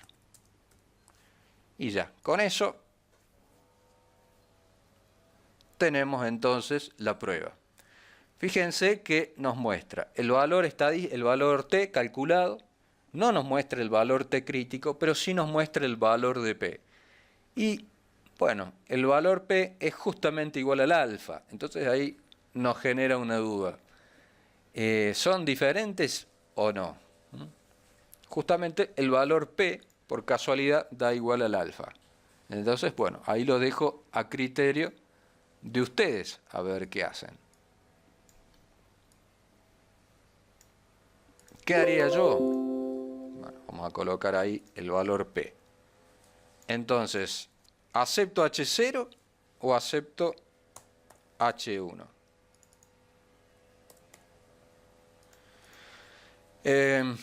Uno puede usar un criterio conservador y decir, no, sí, acepto la diferencia, por lo tanto esa diferencia la tengo que tener en cuenta, o bien, eh, algo tenemos que hacer con la diferencia. Si esa diferencia la adjudico a un sesgo significativo, bueno, buscaré cuál es la fuente de sesgo, o corregiré el resultado por un factor, o usaré ese sesgo como una fuente de incertidumbre. Otro, digamos, diría, no, en realidad el resultado no presenta sesgo, por lo tanto no hace falta que yo corrija el resultado, por lo tanto no hace falta que lo considere como una fuente de incertidumbre, lo dejo tal cual está, los dejo a su criterio. Yo sería más conservador, diría que esa diferencia la voy a tener en cuenta. Bien, justo por casualidad me viene a dar que el alfa ese es el resultado. Si hubiese puesto 28.1, hubiese agregado 28, quizás ya el alfa hubiese sido menor. Vamos a inventar, voy a agregar 28. Ya que estamos en Minitab, vamos a estadística básica, de nuevo, pruébate de 2 muestras, lo mismo que usamos recién, y en vez de 28.1 voy a agregar 28.0. Seguramente ahí el alfa va a ser un poquitito mayor, perdón, el valor P va a ser un poquito mayor al alfa. Bueno, si ahí lo vemos, ahí está efectivamente, el alfa me da un poquito mayor, así que por una décima de miligramo por litro. Pero bien, lo importante es que dejarles a ustedes una herramienta para comparar, para hacer una prueba T. Yo podría haber hecho lo siguiente. En este caso, tranquilamente podría haber hecho una prueba T de una muestra, que es la prueba inicial que vimos, donde solamente tengo en cuenta el valor de referencia. No tengo en cuenta ni la cantidad de laboratorios ni el desvío estándar. Hago la prueba T y listo. Me dará que acepto o rechazo H0, pero no estoy usando toda la información disponible. Y como ya dijimos, mientras más información use, más confiable va a ser el resultado de la prueba. Entonces, si yo tengo la información, esa información que está acá resaltado en azul celeste, si esa información la tengo disponible, esa información va a estar disponible en el certificado de este material de referencia. Si esa información está y yo no la uso, bueno, estoy perdiendo plata, porque yo he pagado por ese material de referencia, yo he pagado por esa información, y si no la uso, bueno, es como decir, voy a la universidad, pago una fortuna y no estudio. Bien. Seguimos entonces con las próximas pruebas. Bien, quiero recalcar que todas estas pruebas que estamos utilizando las podemos aplicar a métodos físicos, a métodos de calibración, a métodos microbiológicos, previamente haber transformado la variable discreta continua, como lo hemos visto, por ejemplo, utilizando logaritmos, etcétera, ¿sí? Tienen una aplicación universal, por eso es que se está introduciendo para el resto de los módulos que van a venir después de validación y expresión de la incertidumbre. En la expresión de la incertidumbre, básicamente vamos a utilizar más que nada estadística descriptiva y algún resultado por ahí de alguna prueba estadística. La prueba estadística la vamos a usar más en el marco de la validación, de la verificación de los métodos, a fin de crear criterios cuando no los tengamos como un criterio, digamos, como un segundo criterio. Y a veces son únicos criterios. Bien, vamos entonces a la tercera prueba T y última que vamos a ver, si no me equivoco. Ya vamos a ver otras pruebas más adelante que son igual o más importantes que estas. Esta es la prueba T para muestras apareadas o muestras emparejadas. Aquí trabajamos de a pares. En el caso anterior teníamos dos muestras de datos independientes. En este caso vamos a tratar con muestras de datos dependientes, ¿sí? La prueba anterior la usábamos, por ejemplo, para comparar dos laboratorios, para comparar los resultados de un método contra los resultados de un método que ha sido modificado, por ejemplo. Nosotros de pronto queremos no sé, de un método modificamos una condición y queremos ver si ese factor afecta a los resultados o no. Bueno, tiene muchas aplicaciones. En este caso, lo mismo, solamente que vamos a trabajar de a pares. Por eso se llama comparación de medias de dos muestras apareadas o prueba T para muestras pareadas o emparejadas. Bueno, una cosa que trabajamos de a pares. Son muestras dependientes entre sí. Y vamos a trabajar básicamente con las diferencias. ¿Sí? Las diferencias entre el tratamiento 1 y el tratamiento 2 se distribuyen aproximadamente de forma normal. De nuevo planteamos hipótesis nula, que no va a haber diferencias entre un tratamiento y el otro, y la alternativa obviamente lo contrario. Y es casi igual que la primer prueba T que nosotros vimos, solamente que en vez de trabajar con la media de esa muestra de datos, vamos a trabajar con la media de las diferencias entre los tratamientos. Pueden ser, por ejemplo, dos operadores. Queremos saber si el operador novato está suficientemente entrenado comparándolo contra el operador experto. Hay métodos, por ejemplo, subjetivos, donde dependen pura y exclusivamente de la experiencia del operador. Entonces, consideramos que un operador ya está experimentado, entonces vamos a ver qué resultados genera el operador nuevo, un analista que recién ingresa al laboratorio. Queremos saber si las diferencias que uno espera, que son cero, obviamente si el operador entrenado me da un resultado 10 y el operador, yo espero que el operador novato me genere resultados iguales que el operador entrenado, si es que lo estoy entrenando y a mí me interesa que entre al laboratorio para reemplazarlo o como un operador más dentro del staff. ¿Sí? Entonces nosotros esperamos que no hayan diferencias, en definitiva, entre el operador experimentado y el operador nuevo. O un método modificado, que lo estoy comparando contra el método original, o entre condiciones de almacenamiento de una muestra. Yo quiero saber si una muestra es estable en el tiempo o no, si un equipo presenta deriva a lo largo de un tiempo, bueno, etcétera. Esta prueba también tiene infinidad de aplicaciones. La diferencia, como dijimos, es que yo puedo trabajar en un rango un poco más amplio respecto de la magnitud con la que estoy trabajando, respecto de la escala, ¿no?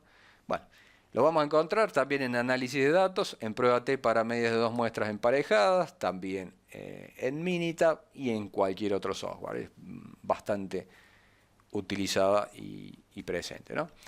Ejemplo, ahí tenemos dos métodos, un método alternativo respecto de un método de referencia. Eso también se usa bastante. Por ejemplo, ustedes pueden trabajar con un método de referencia, de pronto encuentran en la literatura que alguien ha desarrollado un método y quieren utilizarlo. Bueno, les toca hacer una comparación. O si ustedes están investigando o desarrollando un nuevo método. Ahí tenemos un método nuevo para determinar analito en una matriz, en este caso cobre en sangre, por un método usual que es absorción atómica y el método nuevo que es FI Flow Injection. Y se analizan, la ventaja es que estamos analizando diferentes muestras materiales, son muestras de sangre en este caso. En el caso anterior de la prueba T de dos muestras, suponiendo varianzas iguales o diferentes, era una misma muestra analizada n veces por cada laboratorio. Acá son muestras diferentes. Llega una muestra, se analiza en paralelo por ambos métodos. Llega otra muestra, se la determina en paralelo por ambos métodos y así sucesivamente. Lo que nosotros esperamos es que ese método nuevo genere resultados similares al método estándar, al método ya estandarizado. Por lo tanto, esperamos que las diferencias entre los resultados sean iguales a cero. Esperamos que el promedio de las diferencias sea igual a cero. Ya sabemos que difícilmente vamos a encontrar que el promedio sea exactamente cero, sino que será 0.1, menos 0.2, etc. Va a estar oscilando alrededor de cero y queremos saber si esa diferencia respecto de ese cero que esperamos es realmente debido a que hay una diferencia entre los métodos o es simplemente una diferencia casual, una diferencia puramente estadística. Suponemos de nuevo una distribución aproximadamente normal, presentamos las hipótesis nula y alternativa de nuevo a dos colas, porque no tendremos información de que un método vaya a generarme resultados mayores al otro. Pueden ser mayores o pueden ser diferentes en el sentido positivo o diferentes en un sentido negativo. Vamos, como siempre, a desarrollar este ejercicio en Excel.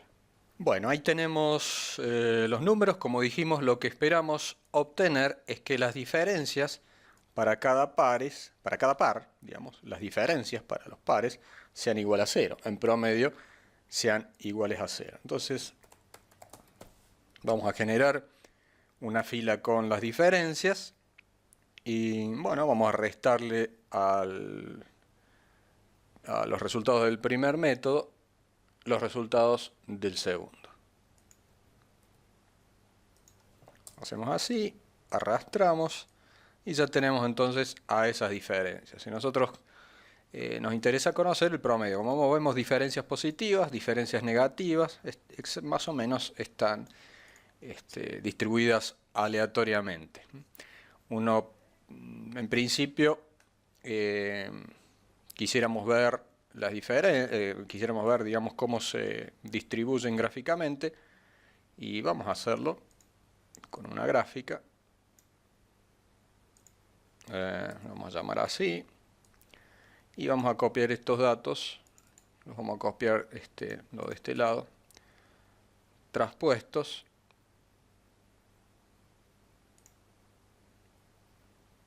Bueno, los copié así sin formato y traspuestos para que no haya ningún problema. Ahí está. Entonces, esas son las diferencias. Vamos a eliminar esas dos filas y ahí están. Vamos a pasarlos de este otro lado y ahí insertamos entonces una gráfica cualquiera. Puede ser una gráfica de dispersión, cualquiera, digamos, como esta. Bueno, después ustedes lo hermosean si quieren. Como vemos, los resultados, las diferencias están más o menos ubicadas alrededor de 0. Vemos cómo es la distribución aproximadamente, con esos pocos datos. Y el valor que nosotros esperamos está más o menos a la mitad, el valor 0.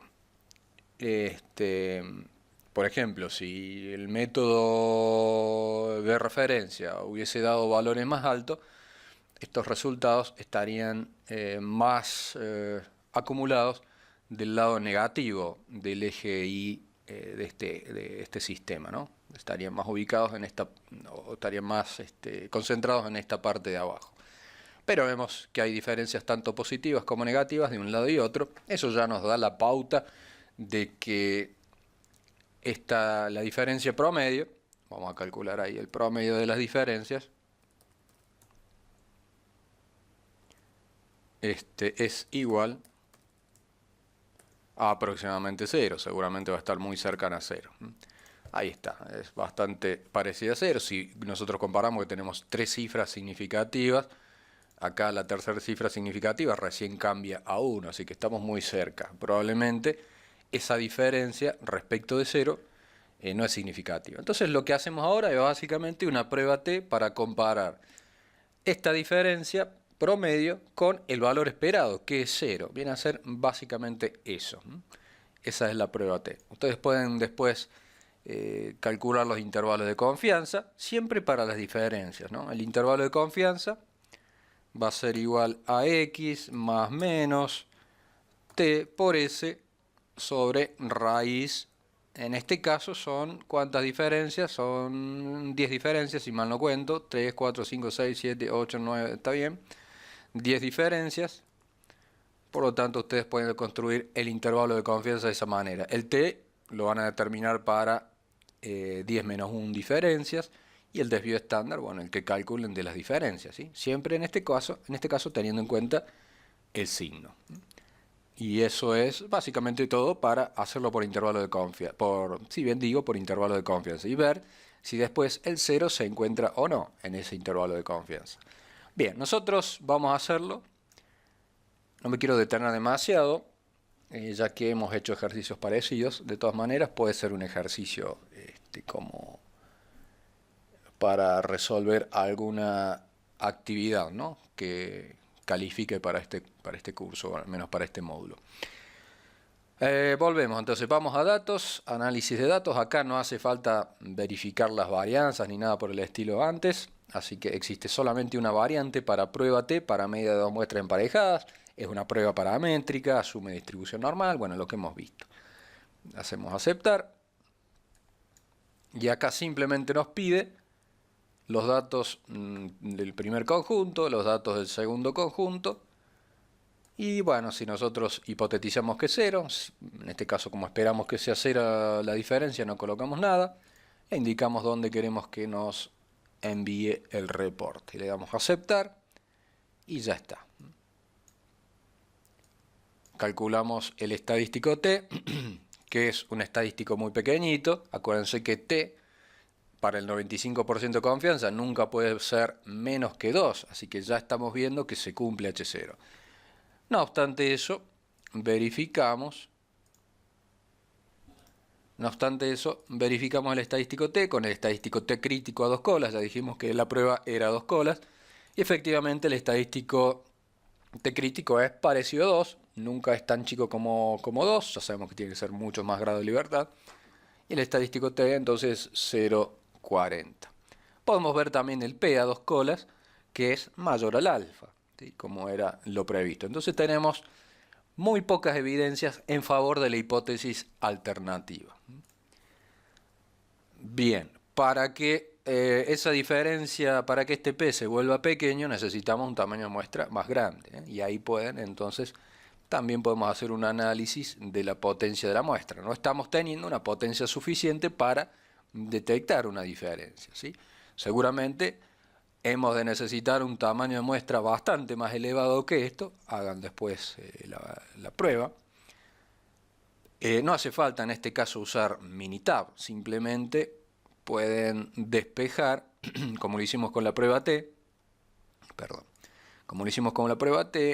inicial, la más simple, pueden despejar el valor de n de acá, ¿sí?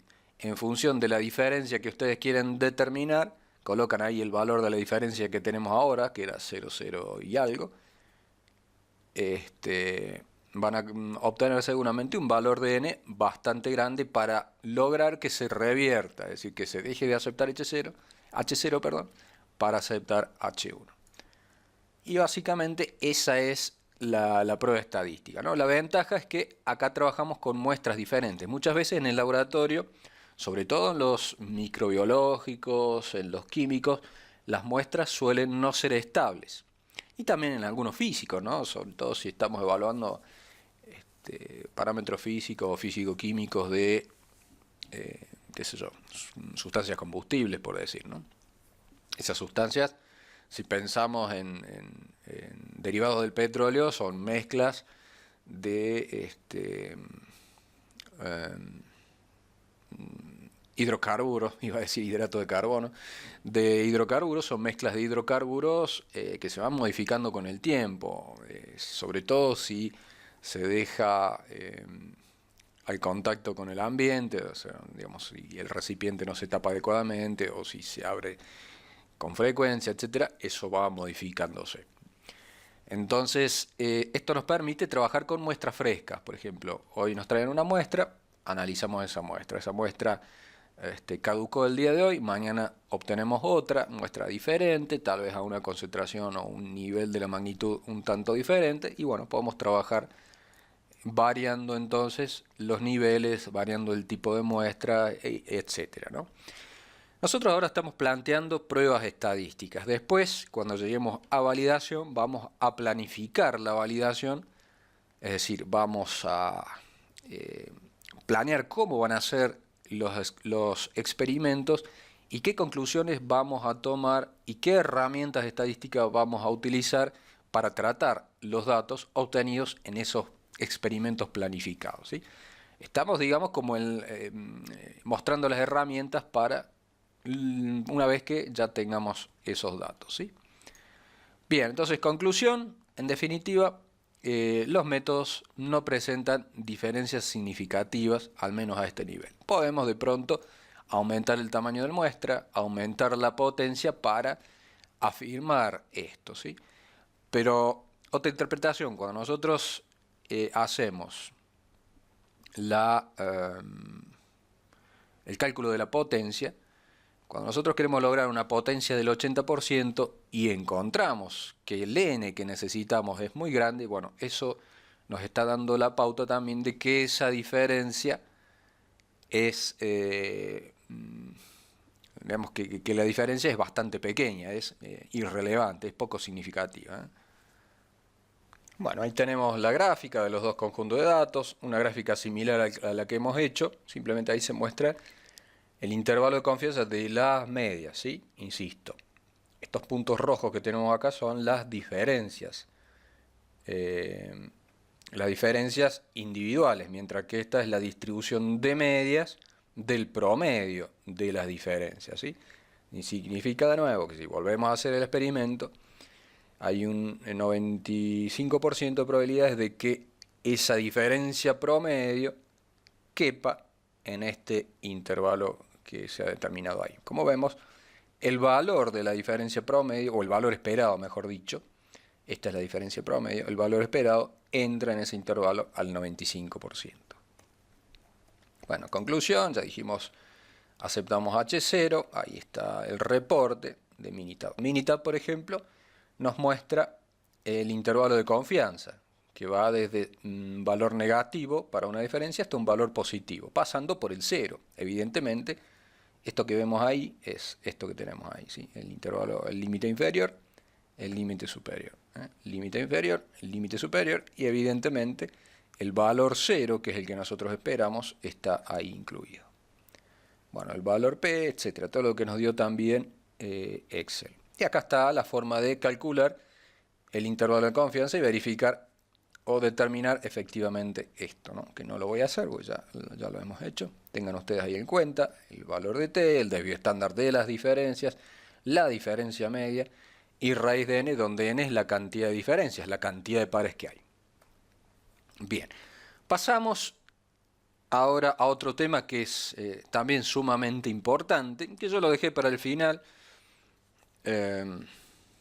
No sé, por ahí me pregunto si no debería darlo al inicio. De todas maneras, creo que interesa ya tener más o menos asimilados los conceptos estadísticos también para entrar en esto, ¿no? El test de Groups es una prueba que nos permite a nosotros decidir o formar un criterio para decidir si un determinado valor de una muestra de resultados es discrepante, ¿sí? Es decir, si pertenece o no, si tiene una probabilidad alta de pertenecer a nuestra población de datos o pertenece a otra población de datos, básicamente. Hicimos, en clases pasadas, vimos una diapositiva donde se indicaba eso, sin mencionar a ninguna prueba.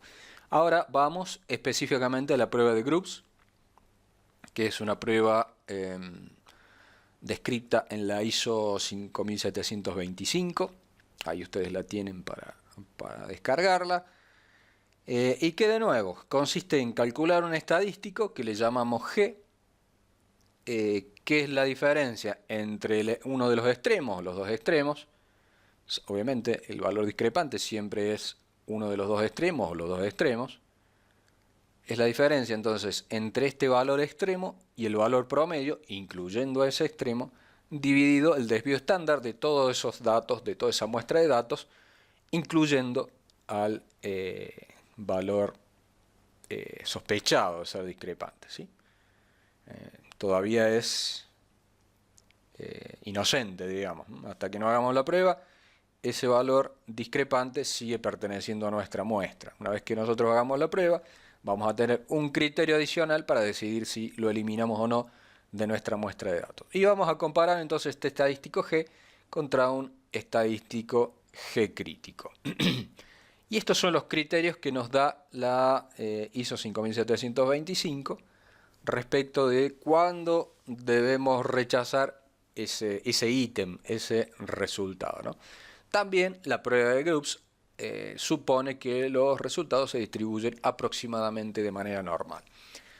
Entonces, bien, si el valor G acá se manejan dos alfas, ¿sí? El alfa habitual al 5% y también un alfa al 99%.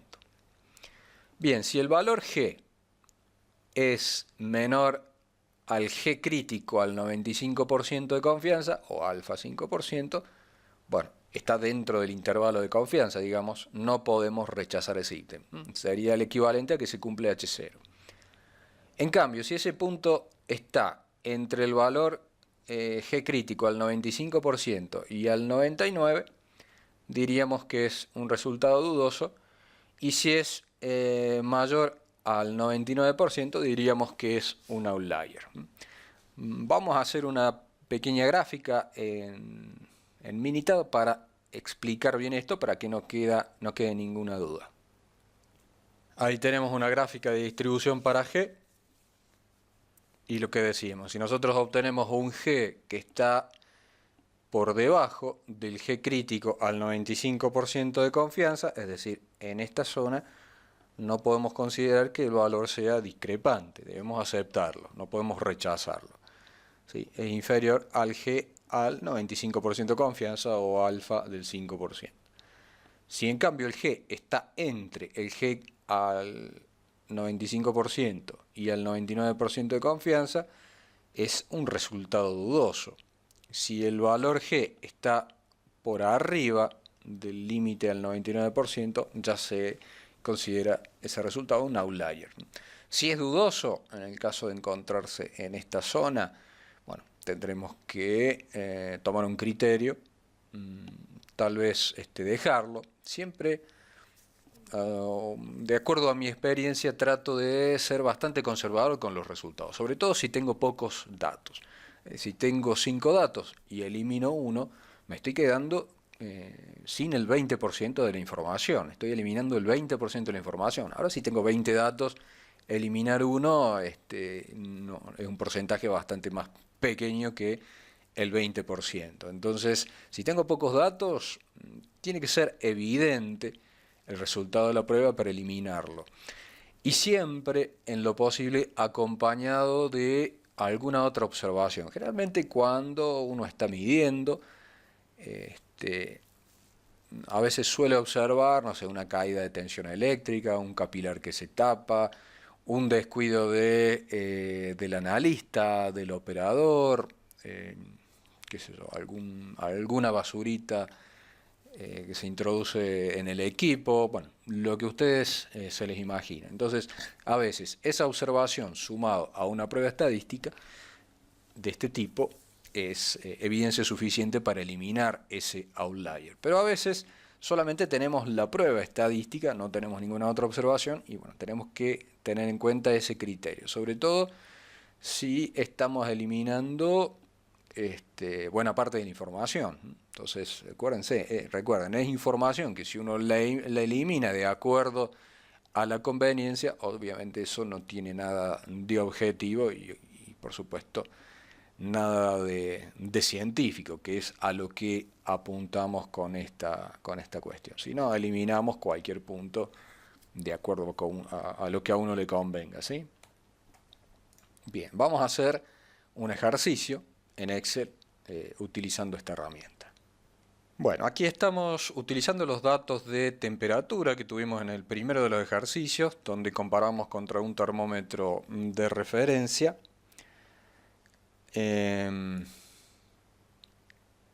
Y vamos a verificar justamente si uno de los extremos es un outlier. Como siempre, vamos a hacer una gráfica. Minitab tiene mejores gráficos, pero como todo el mundo usa, yo creo que Excel es un software omnipresente, salvo alguna excepción, pero está prácticamente en todas las computadoras, o al menos sus imitadores, sus emuladores. Vamos a hacer la gráfica acá. Entonces, directamente insertamos ahí alguna gráfica.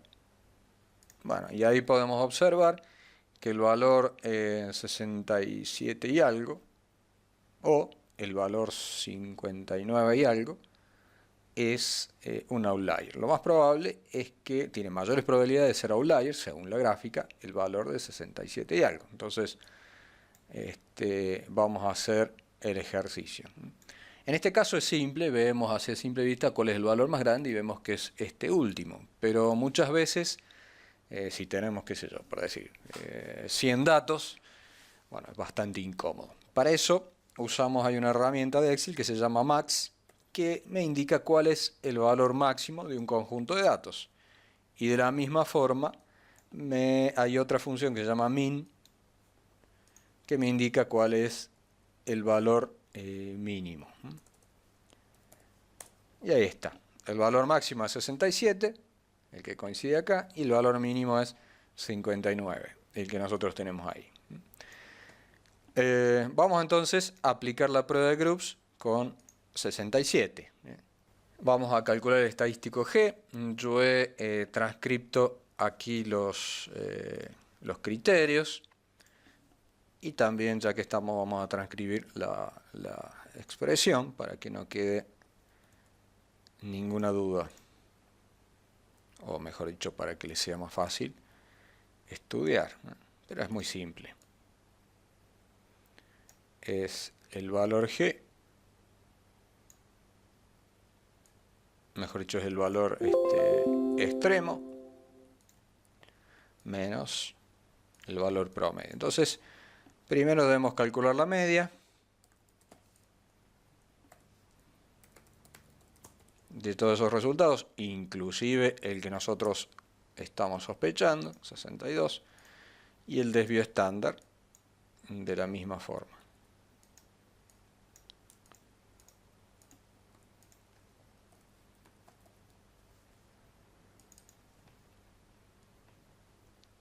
Entonces ya tenemos los datos para calcular el G. Entonces el G, lo vamos a escribir acá abajo, el G tomará el valor de, bueno, esta función de máximo y mínimo nos sirve para automatizar una planilla de Excel.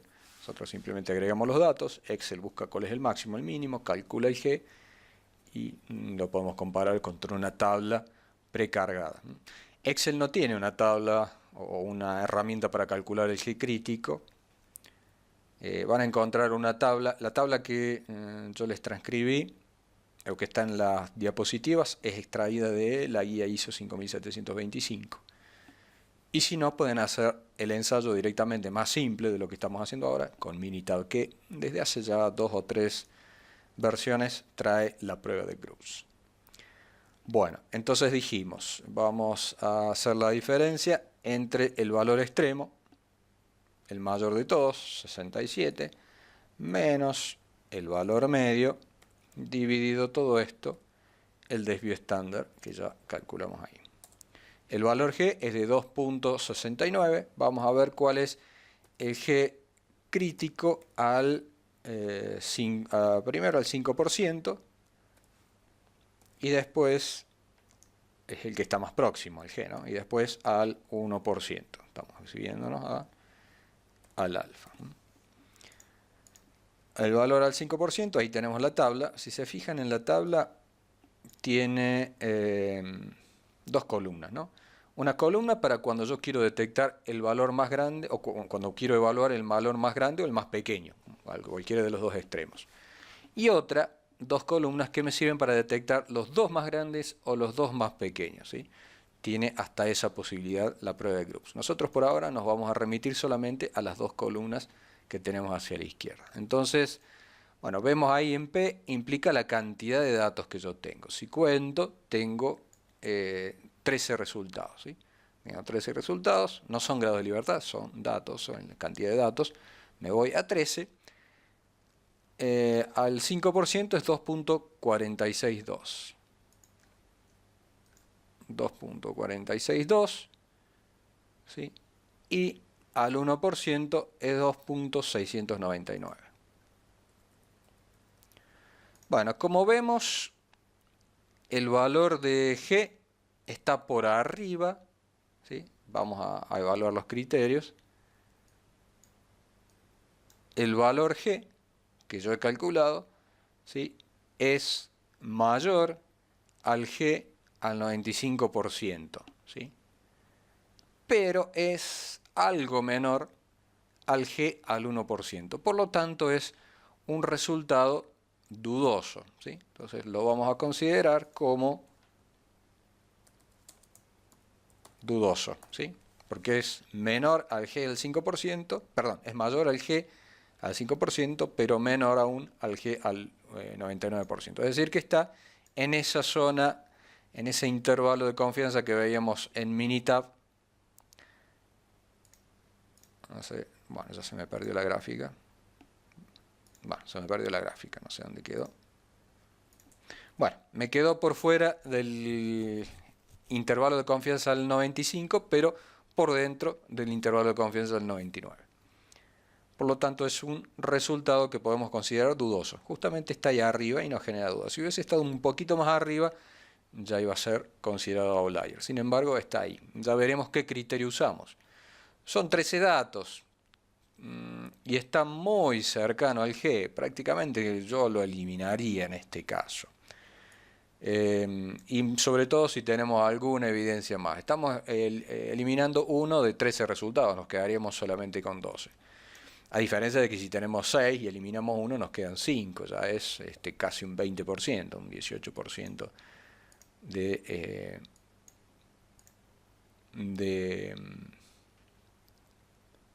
cantidad de información que estoy eliminando, ¿sí? Bueno, entonces, el resultado que nosotros, en realidad el dudoso es el que nosotros evaluamos, y y obviamente el G con el que lo calculamos. Podemos hacer exactamente la misma cuenta. Vamos a suponer que ahora calculamos el G, pero en lugar de trabajar con el valor máximo, calculamos el G para el valor mínimo. Lo único que hacemos es mover esta celda y ahora sí obtenemos el valor de G. Siempre tenemos que tener en cuenta el valor absoluto, no me interesa el signo. Si yo quiero eliminar el valor absoluto, o multiplico por el signo menos, o directamente agrego esta función ABS, que lo que hace es transformarme, quitarle el signo negativo, digamos, llevarlo a positivo. Entonces ahí tengo 1.6, que obviamente es inferior, digamos, la diferencia es más chica. Se nota acá que está más cerca al resto de los resultados, está más cerca a la media. Por lo tanto, la diferencia es más chica en este caso. Es 1.60, es inferior al G al 95 o al 5% de alfa, y obviamente es inferior al G al 99%. ¿Sí? Entonces, en este otro caso, lo que hacemos es aceptarlo, no lo podemos eliminar. Se acepta. ¿Sí? Entonces, lo pintamos ahí de verde. De todas maneras, vamos a dejar esto para los que después vean la plantilla. Vamos a dejarlo con el de arriba. Ahí queda en el valor de antes. Entonces, bueno, esa es básicamente la prueba de groups. Antes de hacer cualquier prueba estadística, entonces el procedimiento sería el siguiente. Primero graficar los datos. Desde la gráfica de los datos puede saltar, seguramente va a saltar a simple vista si hay algún posible discrepante. Si nos quedan dudas, aplicamos la prueba de groups para verificar si es discrepante o no. Si es discrepante, lo eliminamos y seguimos con la prueba estadística. Si no es discrepante, lo dejamos y también seguimos con la prueba estadística. Un valor discrepante puede generarme alguna distorsión en la conclusión respecto a una prueba estadística. El valor medio y el desvío estándar son parámetros bastante sensibles, sobre todo si son pocos datos, son parámetros bastante sensibles a los valores outlier, a los valores discrepantes. ¿Sí? Bien, esta pruebita la puedo hacer muy fácil con Minitab. Vamos a pasar los datos a Minitab, así como están, crudos.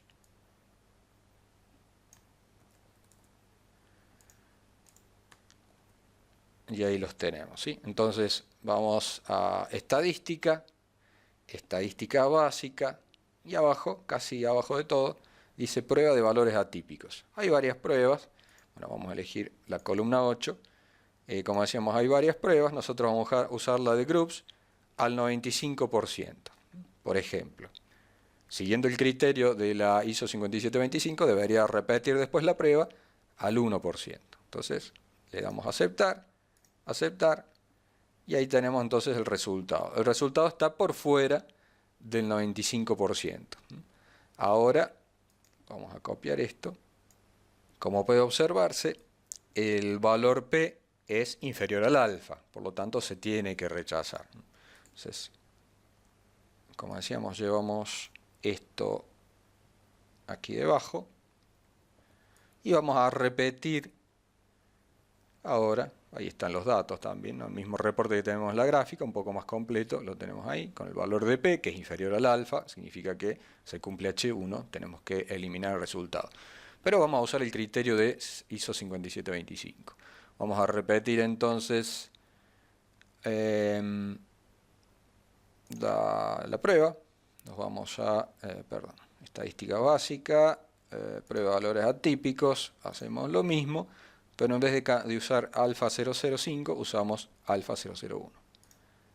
Le damos a aceptar y ahora encontramos que ese punto no es discrepante, está debajo, ¿no? Estaba por arriba del valor G al 95%, pero por debajo del valor G al 99%.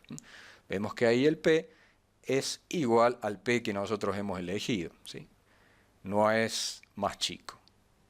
Por lo tanto, llegamos a la misma conclusión, porque es la misma prueba, de que es un valor dudoso. Para que hubiese sido un valor outlier, deberíamos haberlo eliminado tanto por el G, tanto digamos teniendo en cuenta el G al 95% como el G al 99%. Entonces, esa es la conclusión, un resultado dudoso. Podemos aplicar lo mismo para el otro resultado, el 59.9, y ¿qué nos va a dar? Nos va a dar que aceptamos ya de entrada, cuando hacemos la prueba, al 95% de confianza, ¿sí? Y ahí entonces queda esta prueba ya terminada y bueno, ahí tenemos una expresión para calcular los G críticos, no hace falta, ya tenemos una tabla, tenemos Minitab y podemos hallarlo, ¿no?